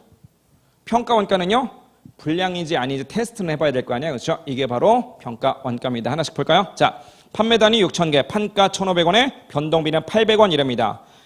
설계 관련된 얘기가 나오네. 설계는 왜 할까요? 설계. 제품을 설계한다는 거는 설계할 때 당연히 품질을 좀 고려해서 설계하겠죠. 불량품이 안 나도록 설계를 하려고 하다 보니까 시간도 오래 걸리고 그러는 거 아닐까요? 그죠? 즉 설계 원가라는 건 일반적으로는 예방 원가로 봅니다. 1000시간을 써야 되는데요. 1시간당 80원이래요. 그래서 예방 원가에 8만 원이 들어가네요. 예방 원가에 8만 원이 들어갔습니다. 설계 원가. 자, 시험 검사 시간은 0.5시간인데 시험 검사 노무 입률은 60원이래요. 그럼 금액적으로는요. 우리가 한 단위당 0.5시간인데 아까 판매 단위 6,000개다라고 했으니까 3,000시간 정도 걸리겠다. 그죠? 3,000시간에 60원이니까 18만 원인데요. 그 18만 원은 검사하느라고 썼대. 검사하는 건 어디다 넣을까요? 검사하는 거니까 평가했다 이렇게 하시면 되겠네. 이렇게. 자, 그다음 재작업을 한답니다. 근데 단위당 재작업하는데 400원 들어간대요. 재작업 비율이 10%거든요. 6,000개 만들면 그중에 10%인 600개 재작업한다. 근데 한 개당 400원 들어간다. 그럼 600개에다가 400원 때려주니까 24만 원. 그럼 24만 원 금액은 알아냈는데 재작업했다는 건 뭐야? 한 번 더 작업했으니까 분량 나버렸다. 그렇죠? 실패 원가. 근데 팔았대요. 안 팔았으니까 한 번 더 작업하는 거 아닌가? 그렇죠? 즉 우리는 재작업 원가는 내부 실패 원가일 겁니다. 여기 24만 원. 외부 실패 원가도 있을 것 같아요. 그 옆에 그 밑에 보니까 바로 나오네. 보증 수리래요. 보증 수리한다는 것 자체가 외부에다 한번 팔았으니까 보증 얘기 나오는 거 아니에요, 그렇죠? 6,000개인데 6,000개 중에서 5%는 보증을 해줘야 되나 봐. 그래서 보증해서 수리를 해줘야 되나 봐. 그래서 300개입니다. 300개. 300개인데 하나 수리하는데 500원 들어간다라고 했으니까 300 곱하기 500 해보세요. 15만 원. 외부 실패 원가였네요. 15만 원. 하나 더 있네요. 품질로 인해서 상실된 추정 판매량이 400개래요. 판매량이 상실됐답니다. 왜 상실됐을까요? 판매량이. 불량품을 팔았나 보죠. 그럼 어떤 일이 벌어집니까? 평판이 안 좋아져요. 야, 저 회사 불량 팔았대. 그러면 손님들이 안 올 거 아니에요. 그래서 우리가 판매할 수 있는 기회를 400개만큼 놓쳤더라는 거죠. 하나 팔 때마다 우리 얼마만큼의 이익을 벌어들이느냐? 1,500원에 팔고 변동비 800원이니까 팔 때마다 700원의 이익을 벌죠. 그런데 그런 식으로 400개 놓쳤습니다. 이익 얼마 놓친 거예요? 28만 원. 그 28만 원 놓친 거는 뭘까요? 품질 때문인 거니까 실패 원가인데 외부에서 이미 이것을 알고 손님이 안 온다라는 거니까 내부인가요? 외부인가요? 당연히 외부겠지. 그래서 이거 하나 더 있습니다. 이렇게 가셔야 되겠네요. 그렇죠? 그러니까 43만 원.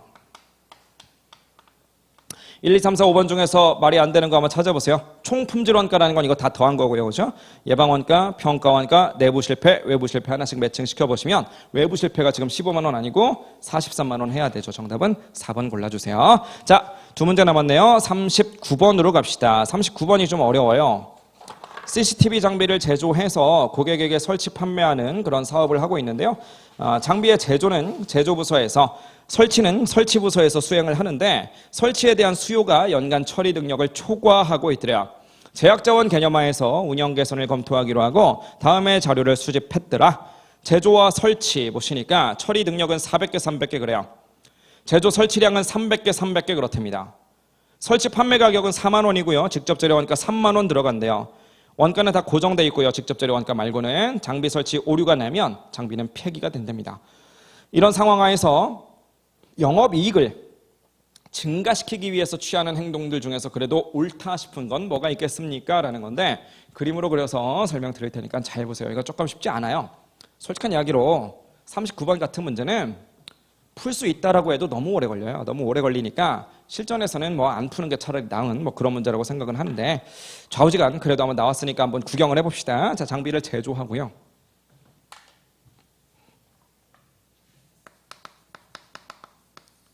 제조가 끝나고 나면 설치도 해야죠. 이렇게. 자, 근데 이제 우리가 제조는요, 처리 능력이 400개까지는 맥시멈 할 수 있어요. 설치는요, 최대 300개까지밖에 못 하는가 봐. 이렇게. 그냥 제조를 해야 설치를 할 거 아니에요. 이렇게 갔다가 이렇게 와서 이렇게 이런 시나리오입니다. 지금 무슨 말 하는 건지 이해 되셨죠? 자, 근데 제조하다 보면 직접 재료 원가가 들어가죠. 그래서 그게 3만 원이 들어간다는 거야. 제조하느라고 여기서 3만 원이 들어가요. 이렇게 설치하면서 들어가는 원가 이야기는 없고요. 설치해서 이제 바깥에다가 팔 수 있어요. 팔 때는 4만 원에 파는가 봐요. 받는 거니까 플러스, 쓰는 비용이니까 마이너스, 이렇게 부호로만 간단하게 구분을 좀 해볼게요. 자, 그럼 보세요. 손님이 한 350명이 왔다 해도 우리 몇 개만 팔 수 있나요, 지금? 손님이 350명 오고 얘가 400개를 만들 수 있으면 뭐해요? 얘가 어차피 설치를 못하는데 설치할 수 있는 게 맥시멈 300개라면 얘도 400개 중에 100개는 놀아야 돼요. 그냥 300개만 만들어서 그 300개를 토스해 주세요. 설치해라. 오케이, 300개 설치. 요 정도가 고작이에요. 얘는 좀 놀아야 됩니다. 자, 이런 경우 얘의 능력이 제한이 돼 있다 보니까 전체 생산 판매량도 얘의 능력 300개로 그냥 딱 막혀버리죠. 이렇게 생긴 녀석을 우리는 병목공정이다 이렇게 불러요. 병목, 병의 목이요, 그죠? 보틀넥. 자, 이런 상황에서 동그라미 1번부터 한번 읽어볼게요. 1번에 보니까 설치 부서에 2명 더 보냈대요. 그래서 설치 수량을 20개를 증가시켰답니다. 한번 볼까요? 자, 제조, 설치. 나머지는 다 똑같아요. 여기에서는 3만 원이 들어가고 여기에서는 4만 원을 벌어요. 그림을 너무 크게 그렸네. 자, 어쨌든 자, 이런 상태에서 지금 뭐라고 이야기를 하고 있냐면 얘는 안 건드렸어요. 얘는 여전히 400. 그런데 설치에다가 사람 더 보내서 이거를 몇 명으로? 320으로 만들었대요. 그럼 얘가 좀 더 해도 되겠다, 그죠? 320, 320, 320.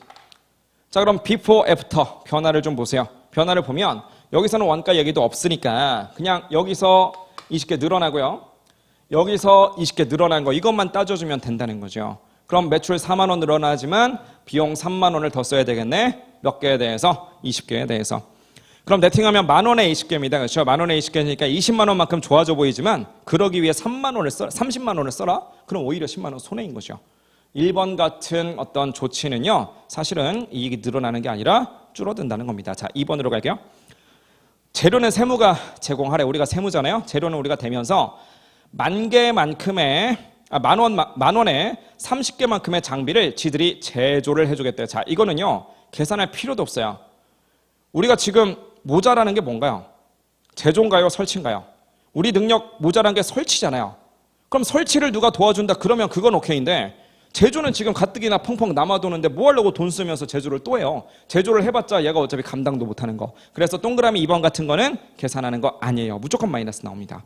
3번 55만 원의 원가를 투입해서 시간을 단축시킴으로써 설치 부서의 연간 설치 수량을 50개만큼을 더 증가를 시켰대요. 아까랑 똑같은 얘기네. 요게 350개가 된다는 거야. 이렇게. 그럼 이제 이 모든 수량들을 네가 350개까지는 할 수 있어. 그럼 나도 350개 만들어서 350개를 너한테 줄게. 350개를 팔으렴. 이렇게 가면 되잖아요. 판매가 50개만큼 늘고요. 원가가 50개만큼 늡니다. 판가, 원가 네팅하면 만 원인데요. 50개 늘었으니까 50만 원입니다. 근데 55만 원을 쓰라고 아이고 5만 원이 손실 나네요. 3번도 아니라는 거지. 4번. 장비를 세무가 제공하래요. 이 장비를 얘가 제조해서 누군가한테 제공합니다. 그러면은 12,000원에 30개만큼의 설치는 내가 대신해 줄게 라는 외부 업체가 있더래요. 원래대로 그냥 원래 하던 300개에다가 300개 요까지는 아까랑 완전 다 동일해요. 그냥 비포에부터 똑같은 상황인데 다만 이제 갑자기 어떤 애가 오더니 외부에 있는 누군가가 오더니 자, 외부에 있는 누군가가 오더니 뭐라고 하느냐면 야, 네가 그러면 놀고 있는 100개 있잖아. 그거 이용해 가지고 나한테 30개를 줘. 이렇게 얘기를 하는 거야. 30개를 주래 이렇게. 그럼 30개를 주려면 애시당초 얘가 300개만 만들어서는 안 되고 330개를 만들어야 될 거 아니에요. 330개. 그래서 330개 만들어서 300개는 얘 주고 30개는 얘한테 주세요. 무슨 말인지 이해되셨죠? 자, 이렇게 주고 나서 얘가 뭐라고 하느냐면 설치를 지가 대신 해주겠대요. 얘가 이제 설치를 나한테 이렇게 해주겠다는 거예요. 설치를 이렇게 해주면은 이렇게 30개가 이렇게 와서 우리가 이걸 더 팔 수 있으니까 오케이. 얘가 할 수 있는 건 300개밖에 없지만 얘한테 받아온 것도 이렇게 팔면 되니까 나름대로 얘가 했던 300개에다가 이렇게 얘가 해주는 거 30개 더해서 330개를 팔아버리면 된다는 거야. 하지만 얘가 공짜로 그걸 해주겠다는 건 아니죠. 얼마 받겠대요? 12,000원을 받겠다. 이렇게. 뭔 말인지 아시겠죠? 그렇죠? 그럼 before와 after를 비교해 봤을 때 판매 30개 늘죠. 여기서 3만 원짜리 직접 재료 원가도 30원 더 써야 되죠. 하지만 그 30개에 대해서 12,000원도 더 써야만 돼요. 그럼 네팅해보면 4만원, 12,000원, 3만원 이거 3개만 네팅해봐도 벌써 마이너스네. 그런 식으로 몇 개만큼? 30개만큼입니다. 부호는 당연히 마이너스가 나오게 되겠죠. 이해되셨죠? 무슨 말인지. 그렇죠? 그럼 답은 5번일 것 같은데 70만 원의 추가 원가를 투입해서 오류 나는 설치 수량을 20개를 줄이겠대요. 지금 기본 자료에서는 오류가 지금 나고 있는 수량 이런 얘기는 없어요. 근데 우리가 살짝 바꿔서 만약에 설치를 하는 데 있어서 오류가 났다라고 쳐보세요. 오류 설치 수량이잖아.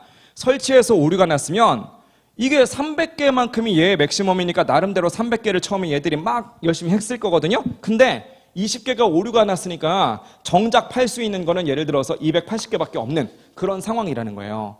이해되셨죠? 무슨 말인지. 그렇죠? 자, 근데 이것을 줄여버렸대. 70만 원을 넣어서. 자, 이거를 이제 더 이상 안 나게 줄여봅시다. 똑같이 제조, 설치 이렇게 있는 상황에서요. 똑같이 300개를 주고 300개를 이렇게 주고 팔 때 여기서 20개가 오류 나서 280개만 팔 수 있었는데 더 이상 20개의 오류가 없었다면 이제는 300개 팔면 되는 거 아니에요. 즉 비포와 애프터를 비교해보면 20개만큼 더 팔면 돼요. 그냥. 무슨 말인지 아시겠죠? 그렇죠? 그럼 20개를 더 팔았는데 4만 원씩 받으니까 4만 곱하기 20만큼 늘어나겠네. 이해되셨어요? 자, 아까 전에 여기서 분량 나더라도 어차피 얘가 300개 일해주는 건 똑같아요. 얘가 300개 일을 해서 300개를 토스했는데 다만 얘가 분량을 20개만큼 날려먹을 뿐이에요. 그러면 똑같이 300개를 만들어서 주고 똑같이 300개를 만들어서 주고 여기서 분량이 안 났다면 280개가 아니라 300개를 팔면 되니까 매출이 20개가 늘어난다는 거지. 매출 20개 늘려보세요. 4만 원씩 20개니까요 80만 원 올라가는데 그러기 위해 70만 원을 쓰면 되니까 이익은 네팅해보면 10만 원이 증가하겠네. 이익 증가하는 거 5번이 유일합니다. 이해되셨죠? 저 답은 5번이고요. 마지막 40번이요. EVA 문제가 나왔네. EVA는요, 여러분들이 조금만 신경 써서 공부하시면 충분히 풀 수 있어요. 근데 이제 공부를 안 했으면 아예 손도 못 대죠. 남부사업부라는 녀석이 있는데 총자산이 200만 원이고요. 유동부채는 50만 원, 영업이익은 40만 원입니다. 타인 자본도 있고 자기 자본도 있는데요. 시장 가치가 600, 900만 원 정도 된대요. 타인 자본은 이자율 10%, 자기 자본은 자본 비용 15%. 세율은 40%입니다. EVA 좀 계산을 해보시죠 라고 되어져 있네요. 자, 봅시다.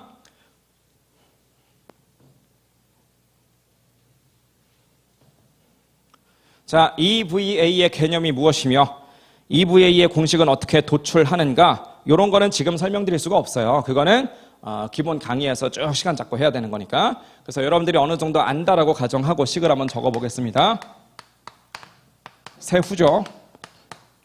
세후 영업이익을 계산하시고 마이너스 칩니다. 투하자본에다가 가중평균 자본비용, 왁이죠, 왁. 그죠? Weighted Average Cost of Capital. 그죠? 자, 근데 이 왁에 대해서 계산을 해본다면 왁은 이렇게 계산하는 거예요. 그죠? 왁은요, 재무상태표를 깔아놨을 때 우리가 돈이 어디서 났는가? 우리가 남한테 빌려온 거, 은행 등등에서 빌려온 게 얼마냐면 지금 보니까 600만 원이래요. 주주들한테 출자받은 것은 900만 원이랍니다. 자, 그러면 은행에서 나한테 몇 퍼센트를 지금 요구를 하고 있냐면요. 걔네들이 지금 10% 줘! 이렇게 얘기를 하고 있대요. 나한테 투자한 애들은 야, 그래도 나한테 15%는 만들어줘야지 라고 요구를 하고 있대요. 이렇게. 그럼 우리는 요 놈들의 기대에 부응을 해야 돼요. 이게 바로 자본 비용이라는 거죠. 이해되셨죠? 그렇죠? 자, 그럼 자본 비용이 우리 회사는 얼마짜리입니까? 라고 얘기를 했을 때 지금 얘도 있고 얘도 있는데 숫자가 지금 다르다 보니까 한마디로 얘기할 수가 없어요. 여기에다가 이제 투하한 자본이 있으니까 그 투하한 자본에 대해서 비용이 얼마나 나오느냐 그 비율을 때리고 싶은 건데 자리는 하나뿐이거든요. 자리는 하나뿐인데 퍼센테이지가 지금 2개 있으니까 어쩔 수 없이 우리는 얘네 둘을 말 그대로 weighted average, 가중평균을 내자는 거예요. 그럼 가중평균 하려면 어떻게 하면 되겠어요? 요놈과 요놈의 비율을 써주면 되겠지. 다만 여기 있는 요 이자율은요, 세전입니다. 자, 손익계산서 떠올려 보세요. 법인세가 먼저 나와요? 이자 비용이 먼저 나와요? 당연히 이자 비용 먼저 나오죠. 세전입니까? 아니면 세후입니까? 얘는 세전의 개념이에요. 그냥 이렇게 생각하시면 돼요. 이게 회계사 공부하시는 분들은 재무관리에서 이제 이자 비용의 절세 효과라는 걸 배우는데 우린 이제 이자 비용 재무관리라는 과목이 없으니까 그냥 이렇게 생각하시면 돼요. 쉽게 법인세 비용보다 이자 비용은 더 위에 나와요. 즉 이건 세전의 개념입니다. 하지만 이건 주주한테 주는 배당금 같은 거거든요. 배당은 법인세보다 위에 나와요, 밑에 나와요? 배당은 우리가 아예 세금까지 떼고 넷인컴을 만든 다음 걔네들을 리테인드 어닝, 이익잉여금으로 다 마감을 친 다음에 거기에서 처분하는 거잖아요. 즉 얘는 세금 떼고 얘기해요. 얘는 세전인데 얘는 세후니까 둘 다 세후로 맞춰주기 위해서 여기다가는 1- 세율을 때려줘야 돼요. 세율은 지금 몇 %냐? 40%입니다. 이렇게 해놓고 가정평균을 해주죠. 자 그러면 왁은요 이렇게 계산하시면 되겠네. 10%에다가는 세금 강제로 좀 때려주시는데 요 놈의 비율은 전체 15분의 6이네요. 플러스 얘는 이미 세금 빠져있는 겁니다. 배당이니까. 여기에다가는 15분의 9 이거 때려주시면 이게 왁인 거죠. 자, 요거 한번 계산해 보시면 얼마나 나오느냐면 11.4%가 나와요. 이게 바로 왁입니다. 11.4%구나. 이렇게. 자, 세후 영업이익 좀 한번 따져볼까요? 영업이익이 지금 얼마냐면 40만 원이니까 세후로 돌리려면 이 정도 하시면 되겠네. 자, 이제 투하자본이 문제인데 투하자본이라고 하는 것은 우리가 자본을 타인 자본과 그 다음에 자기 자본을 끌어왔다라고 하지만 그리고 얘네들 가지고 이렇게 자산에 투자했다라고는 하지만 그렇다고 과연 여기서 부채를 땡겨오고 출자를 받은 것들이 전부 다 우리 자산에 투자하기 위한 목적으로 땡겨온 거냐라고 한다면 딱 한 놈은 누가 봐도 투자랑 상관이 없어요. 누구는 상관이 없느냐? 여기 있는 이 부채들 가운데서요. 뭐가 포함되어 있냐면 여기에 매입 채무 같은 것들이 있거든요. 미지급 비용이라든지 그런 애들을 뭐라고 하느냐? 우리는 유동부채라고 부르죠. 유동부채. 자, 매입 채무로 예를 들어볼게요. 매입 채무도 내가 투자하기 위해서 어디에선가 돈을 끌어온 개념인 건가요? 돈 끌어와서 뭔가 이걸 가지고 내가 투자하고 뭐 이런 개념인 건가요? 돈 갚아야 되고? 그런 게 아니잖아요. 매입 채무라고 하는 녀석은 아니 내가 뭔가 원재료를 그냥 사오는데 사오다가 이걸 발생주의를 하다 보니까 내가 며칠 뒤에 주기로 했는데 발생주의 하다 보니까 며칠 뒤면 줄 건데 지금 당장 결산을 해버렸어요. 아이고 그래서 제가 며칠 뒤에 줄 게 있네요. 이렇게 얘기를 한 건지 어디에선가 내가 투자의 명목으로 뭐 돈을 땡겨오거나 그런 게 아니라는 거죠. 그래서 요 타인 자본과 여기 있는 자기 자본을 투하해서 자산에 투자를 했다. 그래서 이걸로 뭔가 이익을 뽑아냈다. 이건 맞는데 그 중에서도 유동부채 얘는 그냥 발생주의 때문에 어쩔 수 없이 잡히는 거지 이게 투자의 개념은 아니니까 얘는 빼버립니다. 이해되셨죠? 그럼 얘를 빼버리니까 요 전체 금액에서 얘를 뺀다. 그럼 결국 차대가 맞아야 되니까 자산에서 얘를 빼도 투하자본이 되겠네요. 이해되셨죠? 그래서 우리의 전체 자산이 거기에 얼마라고 되어 있느냐? 200만 원이라고 되어 있잖아요. 그 200만 원에서요. 유동부채는 얼마? 유동부채는 50만 원. 150만 원 남죠? 이것을 우리는 투하자본이라고 부릅니다. 거기에다가 왁을 때려주시면 되겠네요. 이식 계산해 보시면 69,000원 나오죠. 이게 바로 경제적 부가가치, Economic Value Added, EVA가 됩니다. 69,000원 답은 2번에 있네요. 자, 이렇게 해서 특이하게도 16문제였네요. 그래서 16문제, 우리 2021년 세무사 1차 시험 원가관리회계 기출문제 해설 강의를 마치겠습니다. 모든 수험생들을 응원하겠습니다. 그 1차 시험 합격하신 분들은 조금만 더 힘내셔서 2차 시험까지도 꼭 합격하셔서 훌륭한 세무사 되셨으면 좋겠고요. 1차 시험 요번에 아쉽게 좀 떨어지신 분들 혹은 이제 앞으로 1차 시험을 준비하시는 분들 진짜 열심히 하셔가지고 다들 좋은 결과 있기를 응원하도록 하겠습니다. 감사합니다.